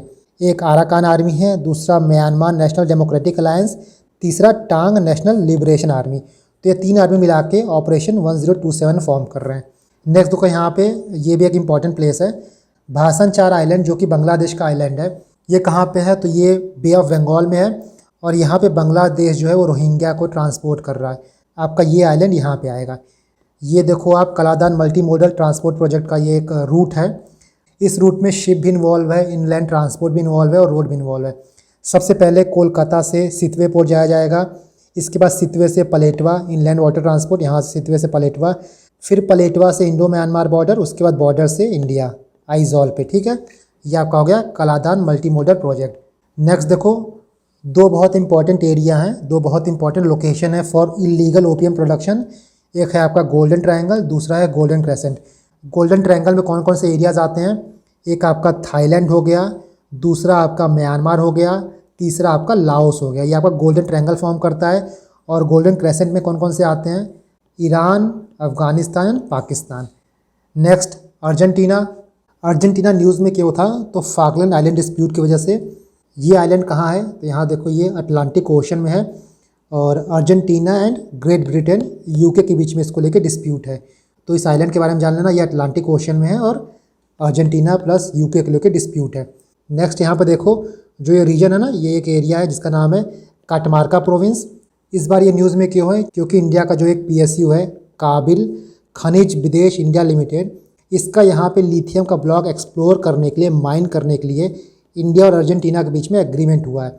तो इसीलिए प्रोविंस इंपॉर्टेंट हो जाता है, काटामार्का प्रोविंस। और आप देखोगे तो लिथियम के लिए ये रीजन बहुत इंपॉर्टेंट है। आप याद करना कि ABC होता है। ABC क्या होता है, lithium triangle, Argentina, Bolivia and Chile. ABC आपका हो जाएगा लिथियम ट्रायंगल। यहाँ पे लिथियम के बहुत से भर भर के रिजर्व पाए जाते हैं। नेक्स्ट यहाँ पे कुछ इंपॉर्टेंट लोकेशंस हैं, जैसे स्ट्रेट ऑफ मागेलान, ये आपका स्ट्रेट ऑफ मागेलान हो गया। बीगल चैनल, ये आपका बीगल चैनल हो गया। ड्रेक पैसेज इंपॉर्टेंट है। और यहाँ पे एक आर्चिपेलागो है, तीरा डेल फ्यूगो, ये इंपॉर्टेंट है। तो इनका लोकेशन आप यहाँ से देख लेना। Now next one, central Asia की तरफ आते हैं। तो किर्गिस्तान, उज़्बेकिस्तान और तजिकिस्तान के बीच में कॉन्फ्लिक्ट चल रहा है 2 एरियाज़ को लेके। एक है आपका फरगना वैली, बहुत इंपॉर्टेंट है, दूसरा इस्फारा वैली। फरगना वैली कहाँ पे है, ये देखो आपका फरगना वैली है। किनके बीच कॉन्फ्लिक्ट है, तो किर्गिस्तान, तजिकिस्तान, उज़्बेकिस्तान। और दूसरा है आपका इस्फारा, ये जो एरिया है ना, ये है इस्फारा वैली। किनके बीच में डिस्प्यूट है, तो तजिकिस्तान और किर्गिस्तान। ये आपका तजिकिस्तान है और ये किर्गिस्तान है। ना उज़्बेकिस्तान भी न्यूज़ में था, उज़्बेकिस्तान का लोकेशन देख लो, ये है आपका उज़्बेकिस्तान। लैंडलॉक्ड कंट्री है, नॉर्थ वेस्ट और नॉर्थ में यहाँ पे देखो कज़ाकिस्तान है। इसके बाद ईस्ट में देखोगे तो किर्गिस्तान है, फिर साउथ ईस्ट में तजिकिस्तान है, साउथ वेस्ट में तुर्कमेनिस्तान आएगा, साउथ में अफ़गानिस्तान आएगा। तो चारों तरफ से घिरा हुआ है ये। न्यूज़ में क्यों था, क्योंकि यहाँ पे एक रेफरेंडम किया गया टू रीराइट दी कॉन्स्टिट्यूशन। तो उज़्बेकिस्तान में कॉन्स्टिट्यूशन को लेके रेफरेंडम हुआ है। नेक्स्ट वन देखो, वेनेजुएला। ये कंट्री ऑयल रिजर्व में सबसे आगे है, सबसे हाईएस्ट यहाँ पे ऑयल रिजर्व है, बट उतना ही ये गरीब है, उतना ही यहाँ पे माल न्यूट्रिशन और इतना ही यहाँ पे कॉन्फ्लिक्ट चलता रहता है। इसके बॉर्डर को देखो तो ये आपका अटलांटिक ओशन हो गया, यहीं पे आपको करेबियन सी मिलेगा। फिर ईस्ट में आपको गुयेना मिलेगा। इसके बाद साउथ में ब्राज़ील है, साउथ वेस्ट में कोलंबिया है। ये न्यूज़ में क्यों है? जैसा मैंने आपको बताया कि इकोनॉमिक क्राइसिस चल रहा है यहाँ पे, ह्यूमैनिटेरियन क्राइसिस चल रहा है, जिसकी वजह से इस कंट्री में डिस्प्लेसमेंट क्राइसिस है। मतलब बहुत लोग कंट्री को छोड़ के जा रहे हैं। तो यहाँ पे रिफ्यूजी क्राइसिस नहीं है, यहाँ पे डिस्प्लेसमेंट क्राइसिस है, यहाँ से इमिग्रेट कर रहे हैं लोग। और वेनेजुएला एंड गुयाना के बीच में एक रीजन आता है जिसका नाम है एस्क्यूबा रीजन, इसको आप एस्क्यूबो रीजन भी कह सकते हैं। ये रीजन ऐसा है जिसको लेके वेनेजुएला एंड गुयाना के बीच में कॉन्फ्लिक्ट है। तो इस रीजन का नाम आप याद रखना, बहुत इंपॉर्टेंट है। नेक्स्ट देखो, कैरेबियन सी में, अटलांटिक ओशन में एक बहुत ही बड़ा सेकंड डीपेस्ट ब्लू होल पाया गया है। ये ब्लू होल क्या होता है? तो बेसिकली ये एक सिंक होल होता है। सिंक होल क्या होता है? तो आप ज्योग्राफी में पढ़े होगे ना, क्रास्ट फॉर्मेशन। जब जो कार्बोनेट बेडरॉक होते हैं उनका इरोजन हो जाता है तो धीरे धीरे आपका सिंक होल बन जाता है। ये ब्लू होल सिंक होल कहाँ पाया गया है? तो मैक्सिको में पाया गया है। याद रखना प्लेस, मैक्सिको में। नेक्स्ट वन, लेक पालकोका कहाँ पे है? लेक पालकोका तो पेरू में है। पेरू की आप ज्योग्राफी देख लो तो ये आपका पैसिफिक ओशन हो गया, ये इक्वाडोर, ये कोलंबिया हो गया, ये ब्राज़ील, ये बोलीविया, ये चिले। तो जो लेक पालकोका है ये ओवर फ्लडिंग का डेंजर पोज कर रहा है, बिकॉज जो एंडीज़ में लेक है, ग्लेशियर लेक, वो पिघल रहे हैं, उनका पानी लेक पालकोका में आ रहा है। तो जो इसके एरिया में विलेज हैं, जो लेक पालकोका के एरिया में विलेज है, वो फ्लड हो सकते हैं। तो ग्लेशियल आउटबर्स्ट का डेंजर है। लेक का नाम याद कर लो, लेक पालकोका कहाँ पे है? तो पेरू में है। नेक्स्ट वन, कैस्पियन सी। कैस्पियन सी के आसपास कौन सी कंट्री हैं? उनका एक निमोनिक्स है Tariq. Kazakhstan, Turkmenistan, Iran, Azerbaijan, Russia. Azerbaijan, Iran, Turkmenistan, Kazakhstan और रशिया, ये याद कर लेना। और कैस्पियन सी जो है वो धीरे धीरे ड्राई हो रहा है। The largest lake in the world is drawing up, जिसकी वजह से जो कज़ाकिस्तान है उसने स्टेट ऑफ इमरजेंसी डिक्लेयर कर दिया है अपने अक्टाऊ रीजन में। अक्टाऊ याद कर लेना कहाँ से रिलेटेड है? तो कज़ाकिस्तान से रिलेटेड है। क्यों यहाँ पे इमरजेंसी डिक्लेयर की गई है? Due to declining in water level of Caspian Sea. Next one, Russia flood. कहीं ड्रॉट आ रहा है तो कहीं फ्लड आ रहा है। रशिया की बहुत इंपॉर्टेंट रिवर है जिसका नाम है यूरल रिवर, और यहाँ पे आपको एक यूरल माउंटेन्स भी मिलेगा। इस रिवर को जायक रिवर भी कहते हैं। कहाँ से ओरिजिनेट होता है? तो उरल माउंटेन्स में। और ये रिवर फ्लडेड हुआ है जिसकी वजह से रशिया ने इमरजेंसी डिक्लेयर की है। कौन कौन सा रीजन इससे अफेक्टेड है? तो ओरेनबर्ग रीजन, जहाँ पे आपको सिटी ओर्स्क मिलेगा। ये दोनों नाम याद करना, ओरेनबर्ग और ओर्स्क। कहाँ से रिलेटेड है? ये रशिया से रिलेटेड है। उरल रिवर की बात करें तो ये रशिया से होते हुए, कज़ाकिस्तान से होते हुए कैस्पियन सी में ड्रेन करता है। और कैस्पियन सी वर्ल्ड का लार्जेस्ट इनलैंड सी है। यहाँ देखो ओरेनबर्ग, यही रीजन जो है फ्लडेड हुआ है। नेक्स्ट देखो, इंडिया श्रीलंका डिस्प्यूट।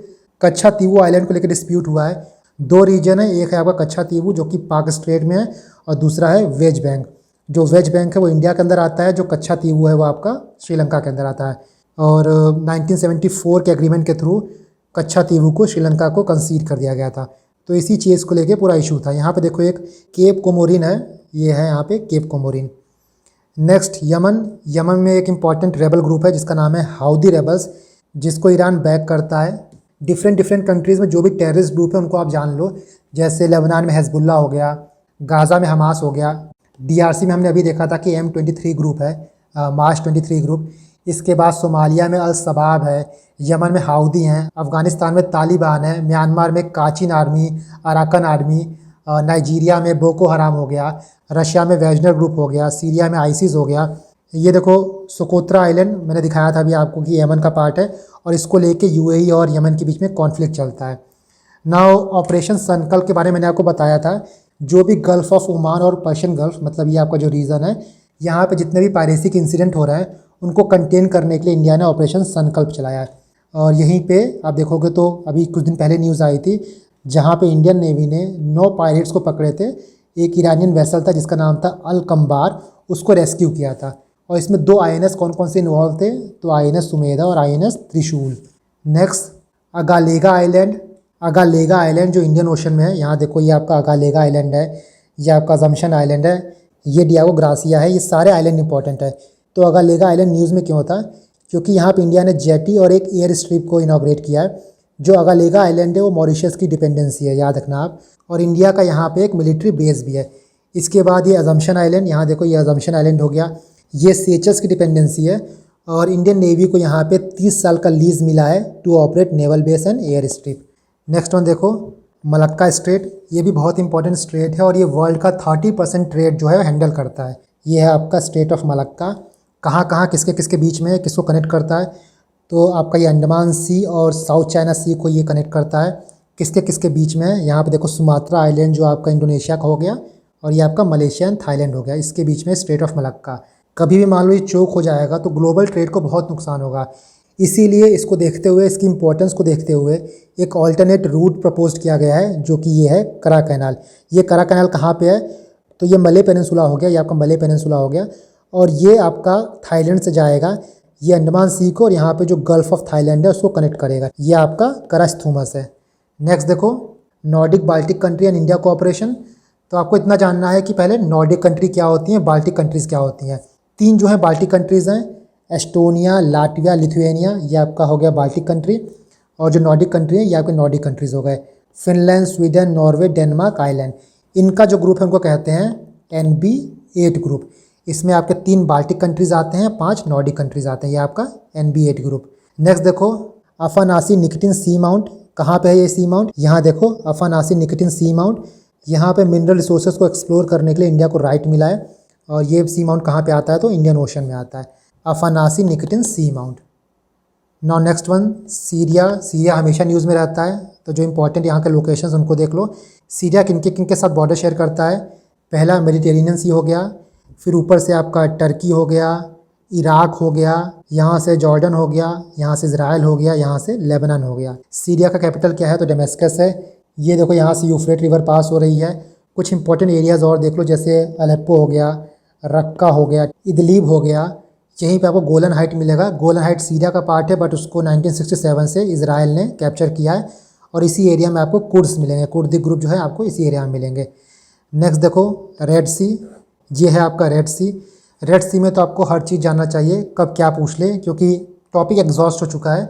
अब यूपीएससी के पास इस एरिया से बहुत से क्वेश्चंस नहीं हैं, तो वो कुछ भी पूछ सकता है। कौन से पोर्ट्स यहाँ पे हैं, किन किन कंट्री का बॉर्डर है, कौन कौन से रिवर्स हैं। जैसे यहाँ देखो फरासन आइलैंड यहाँ पे है, ठीक है, पोर्ट सूडान यहाँ पे है। इसके बाद देखो ये पूरा एरिया इंपॉर्टेंट है ही, गल्फ़ ऑफ अकाबा यहाँ पे है ही, गल्फ़ ऑफ सुएज़ यहाँ पे है ही, ये आपका गल्फ़ ऑफ एडन हो गया, ये बाब अल मंदेब स्ट्रेट हो गया।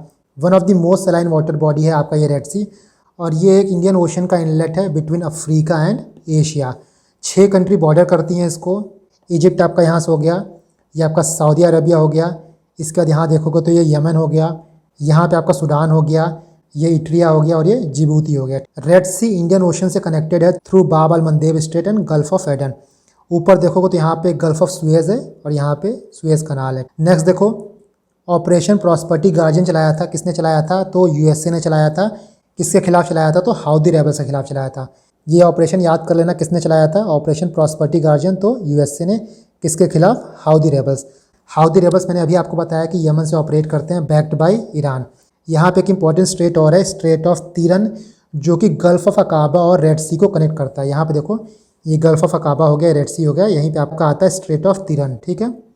नेक्स्ट देखो, कंबाइंड टास्क फोर्स 153। तो रेड सी, बाब अल मंदेब, गल्फ़ ऑफ एडन को सिक्योर करने के लिए एक ये टास्क फोर्स है। इसका हेडक्वार्टर कहाँ है, तो बहरैन में है। सुएज़ कनाल देख लो, सुएज़ कनाल ऑलमोस्ट आपने पढ़ा ही है, बट ये चीज़ें ना आप भूल जाते हो, या फिर ये चीज़ आप नहीं पढ़ते हो। Gulf of Suez and Suez Canal के बीच में जो इंपॉर्टेंट लेक्स आता है उनको देख लो। ये लिटिल बिटर लेक है आपका, उसके ऊपर लार्ज बिटर लेक है, ये है तिम्सा लेक। ये 3 लेक इंपॉर्टेंट है, हो सकता है एग्जाम में नॉर्थ टू साउथ आपको अरेंज करने को दे दे। तो तिम्सा लेक आ गया, लार्ज बिटर लेक आ गया, लिटिल बिटर लेक आ गया। स्विस कनाल के मुंह पे यहाँ पे एक पोर्ट सेद है, और रेड सी में यहाँ पे पोर्ट सुएज़ है, Port Said and Port Suez. Next one, Mekong river crisis. Mekong river भी बाकी रिवर की तरह ड्राई हो रही है। साउथ ईस्ट एशिया की बहुत इंपॉर्टेंट रिवर है। इसका ओरिजिन कहाँ है, तो चाइना के तिब्बत प्लेट्यू से। इसका माउथ कहाँ है, तो साउथ चाइना सी, जहाँ पे ये मेकॉन्ग डेल्टा फॉर्म करती है। सिटी कौन सा है, तो हो ची मिन सिटी, वियतनाम। कहाँ कहाँ से पास करती है, China, Myanmar, Laos, Vietnam, Thailand and Cambodia. इस रिवर को आप देखोगे तो पहले ये म्यांमार और लाओस के बीच में बॉर्डर बनाता है, ये देखो नेचुरल बॉर्डर। इसके बाद ये थाईलैंड और लाओस के बीच में बनाता है। तो यहाँ देखो, ये 2 कंट्री के बीच में एक नेचुरल बॉर्डर बनाता है, एक है म्यांमार और लाओस यहाँ पे, उसके बाद थाईलैंड और लाओस यहाँ पे। Next one, great Pacific garbage patch. तो पैसिफिक ओशन में ये एक ऐसा रीजन है, ऐसा पैच है जहाँ पे कचरा जो है, जहाँ पे गार्बेज जो है वो इकट्ठा ही होते जाता है। क्यों, ड्यू टू ओशन करंट। यहाँ पे ओशन करंट इस टाइप का गायर बनाते हैं, जिसकी वजह से कचरा जो है यहीं बीच में फंस के रह जाता है। कौन कौन से ओशन करंट यहाँ पे इन्वॉल्व हैं, तो क्यूरोशिवो, नॉर्थ पैसिफिक, कैलिफोर्निया और नॉर्थ इक्वेटोरियल करंट। आप ये देख लेना कौन सा इसमें से कोल्ड करंट है, कौन सा इसमें से हॉट करंट है। इसी तरह ओशन करंट के मूवमेंट की वजह से नॉर्थ अटलांटिक ओशन में एक सी बनता है जिसका नाम है सरगासो सी। ये सी किन किन करंट की वजह से बनता है, तो नॉर्थ से आता है नॉर्थ अटलांटिक करंट, इसके बाद ईस्ट से आता है कैनेरी करंट और साउथ से आता है नॉर्थ अटलांटिक इक्वेटोरियल करंट। ठीक है, तो ये सारगासो सी भी आप याद कर लेना। Now next one is Pakistan Iran conflict. Iran ने पाकिस्तान का जो प्रोविंस है बलूचिस्तान, उसमें एक एरिया है पंजगुर, यहाँ पे मिसाइल अटैक किया है टेररिस्ट बेसिस को टारगेट करने के लिए। कौन से टेररिस्ट हैं, तो जैश अल अदल। ये ग्रुप क्या चाहता है, जो सिस्तान बलूचिस्तान रीजन है, कहाँ पे, ईरान में है, इस एरिया में देखो सिस्तान बलूचिस्तान रीजन, इसको इंडिपेंडेंस दिलाना चाहता है। तो ये रीजन याद करना और ये टेररिस्ट ग्रुप देख लेना। नाउ भूटान और चाइना के बीच में भी टेरिटोरियल डिस्प्यूट चल रहा है काफ़ी रीजन को लेके। नॉर्थ की बात करें तो पसमलुंग, जकारलुंग, और वेस्ट की बात करें तो डोकलाम हो गया, द्रामना हो गया, सखाटो हो गया, याकचुक हो गया, सिंचुलुंगुपा हो गया और लांगमार्पो वैली हो गया। इसके बाद देखो सियाचिन ग्लेशियर। सियाचिन ग्लेशियर कहाँ पे स्थित है, सियाचिन ग्लेशियर जो है वो काराकोरम रेंज का सबसे लार्जेस्ट ग्लेशियर है। नुब्रा वैली के नॉर्थ में ये स्थित है। यहाँ से एक रिवर निकलती है नुब्रा रिवर, और यहाँ देख लो ऑपरेशन मेघदूत हुआ था 40 साल पहले। इस रीजन को लेके पाकिस्तान जो है वो फेल्ड अटेम्प्ट करता रहता है। नेक्स्ट वन देखो ऑपरेशन पोलो, उसको भी 75 साल पूरे हो गए थे। हैदराबाद स्टेट को इंडिया में इंटीग्रेट करने के लिए, हैदराबाद हमारा प्रिंसली स्टेट था, उसको इंडिया में इंटीग्रेट करने के लिए ऑपरेशन पोलो चलाया गया था। इसके बाद देखो India middle east Europe economic corridor. इस कॉरिडोर को प्रपोज किया गया था G20 में, जो कि इंडिया के मेंबरशिप में हुआ था। और किन किन एरिया को कनेक्ट करेगा, तो इंडिया, मिडल ईस्ट और यूरोप का ये पूरा इसका पाथ है। यहीं पे देखो इजराइल का एक हाइफा पोर्ट भी आ रहा है। तो इसको 3-4 पार्ट में डिवाइड किया गया है। पहला आपका ईस्ट कॉरिडोर हो गया, दूसरा नॉर्थ कॉरिडोर हो गया। जो ईस्ट कॉरिडोर हो गया वो इंडिया और अरेबियन गल्फ के बीच में है, ये आपका ईस्ट कॉरिडोर हो गया। नॉर्थ कॉरिडोर जो हो गया वो गल्फ ऑफ यूरोप को जोड़ेगा। कौन कौन सी कंट्रीज सिग्नेटरी हैं इसकी, India, US, Saudi, UAE, European union, Italy, France and Germany. Next इस रूट में कौन कौन से पोर्ट आते हैं वो आप देख लेना। जैसे इंडिया से कांडला पोर्ट, मुद्रा पोर्ट, उसके बाद इजराइल से हाइफा पोर्ट हो गया, अबू धाबी का फुजायरा पोर्ट हो गया, ग्रीस का पिरायस पोर्ट हो गया। Now next one is Black Sea. Black Sea के अलावा कौन कौन सी कंट्रीज़ हैं, उसका निमोनिक सही है TN बर्गर। T से क्या हो गया, टर्की हो गया। उसके बाद B से आपका बल्गेरिया, U से यूक्रेन, R से रशिया, G से जॉर्जिया और R से रोमानिया। इस पूरे एरिया को तो हमने देखा ही है। यहाँ देखो आपका बॉस्फोरस स्ट्रेट आता है, ये आपका सी ऑफ मरमरा हो गया, ये आपका एजियन सी हो गया, ये आपका डार्डेनियल स्ट्रेट हो गया। वही चीज़ यहाँ पे है।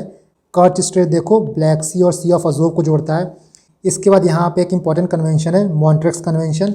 ये कन्वेंशन क्या करता है कि जो बॉस्फोरस स्ट्रेट है और डार्डेनियल्स स्ट्रेट है उसका कंट्रोल टर्की को दे देता है, इसीलिए इसको लेकर डिस्प्यूट चलता है। तो ये कन्वेंशन याद रखना आप। इसके बाद वर्ल्ड में कुछ इंपॉर्टेंट स्ट्रेट हैं जो कि ट्रांसपोर्टेशन को, नेविगेशन को हैंडल करते हैं। स्ट्रेट ऑफ बाब अल मंदेब हो गया, इसको हमने देख ही लिया था। ये आपका रेड सी और गल्फ ऑफ एडन को जोड़ता है।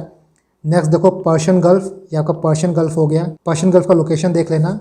यहाँ पे आपका स्ट्रेट ऑफ हॉर्मूज हो गया जो Persian gulf and gulf of Oman को जोड़ता है। स्ट्रेट ऑफ गिब्राल्टर हमने देख ही लिया था, अटलांटिक ओशन और मेडिटेरेनियन सी के बीच में, ये है आपका straight of Gibraltar. Bosphorus straight देख लो, ब्लैक सी और सी ऑफ मरमरा को जोड़ता है, ये आपका बॉस्फोरस स्ट्रेट है, Black Sea and Sea of Marmara. Next one Taiwan Strait. Taiwan Strait आपका East China Sea and South China Sea के बीच में है, ये है आपका ताइवान स्ट्रेट। इसके बाद ये इंग्लिश चैनल। इंग्लिश चैनल किनके बीच में है, तो नॉर्थ सी और अटलांटिक ओशन। ये यूके को, इंग्लैंड को फ्रांस से सेपरेट करता है। Next one straight of Hormuz हमने देख ही लिया है। कुक स्ट्रेट कहाँ पे है, तो ये न्यूजीलैंड के नॉर्थ आइलैंड और साउथ आइलैंड को सेपरेट करता है और तास्मान सी और पैसिफिक ओशन को जोड़ता है। नेक्स्ट वन टॉरस स्ट्रेट, ये कहाँ पे है, तो ऑस्ट्रेलिया और इंडोनेशिया के बीच में इनको सेपरेट करता है। किनको जोड़ता है, तो कोरल सी और आराफुरा सी को। डेविस स्ट्रेट, डेविस स्ट्रेट कहाँ पे है, ये देखो आपका डेविस स्ट्रेट है। किनको किनको जोड़ता है, तो यहाँ पे आपका आता है बैफियन सी और यहाँ पे आपका आता है Labrador Sea. Next one Pacific Ring of Fire, कहाँ पे है, ये पूरा पैसिफिक ओशन में है। इसके बाद देखो ब्लू लाइन, ये इंपॉर्टेंट है UPSC के लिए, इसको याद रखना। तो ब्लू लाइन किसे कहते हैं, ये देखो जो UN ने डिमार्केट किया था 2000 में, इसको कहते हैं ब्लू लाइन।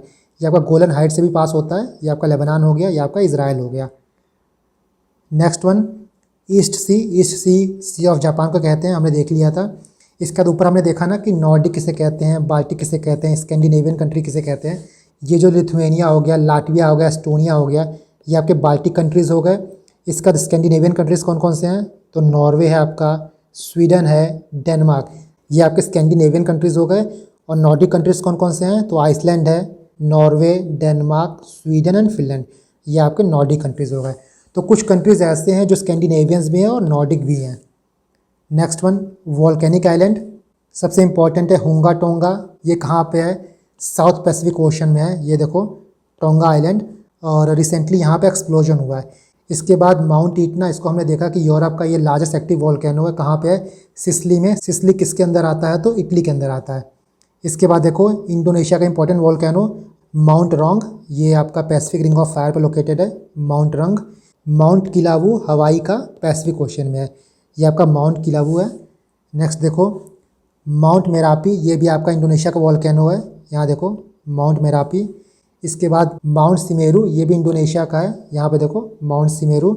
स्ट्रोम्बोली जो है वो इटली का है, ये भी इंपॉर्टेंट है, इस बार न्यूज़ में था। स्ट्रोम्बोली इरप्ट हुआ है, कहाँ पे है, इटली में है। नेक्स्ट देखो मौना लोआ हवाई में है, मौना लोआ आपका हो गया, किलोई हो गया। नेक्स्ट आप देखो माउंट एरिबस, कहाँ पे है, ये अंटार्कटिका में है, और चूंकि अंटार्कटिका में इसलिए इंपॉर्टेंट हो जाता है माउंट इराबस। इसके बाद आपका लास्ट वॉल्केनो है मायोन वॉल्केनो, कहाँ पे है, तो ये फिलीपींस में है, ये आपका फिलीपींस है, ये देखो मायोन वॉल्केनो। तो जो जो इंपॉर्टेंट वॉल्केनोज हैं इस बार जो इरप्ट हुए हैं, जो न्यूज़ में थे, मैंने कवर कर लिया। एंड दिस इज़ ऑल, यहाँ पे आपका पूरा आईआर का मैपिंग इंक्लूड हो गया है। जितना भी 1-1.5 साल में प्लेसेस न्यूज़ में थे, जो भी इवेंट न्यूज़ में थे, मैंने सब कुछ कवर कर लिया है। इसके बाद आपको आईआर के लिए कहीं से कुछ भी और पढ़ने की ज़रूरत नहीं है। और जो मैंने बोला था कि आप 2-3 फेज़ में इसको पढ़ो, पहले आपने वीडियोज़ देख लिया होगा, इसके बाद सेकंड रीडिंग में आप इस पीडीएफ के साथ फिर से इस वीडियो को देखना, जो जो एक्स्ट्रा इन्फॉर्मेशन मैंने आपको बताया है उसको नोट डाउन कर लेना। एंड फाइनली एग्जाम से 1-2 दिन पहले आप इस वीडियो को देख लेना 1.5x पे, एंड दैट्स इनफ। इसके बाहर आईआर में से कॉम्प्रिहेंसिव आईआर में आपको कहीं और से कवर नहीं करना है।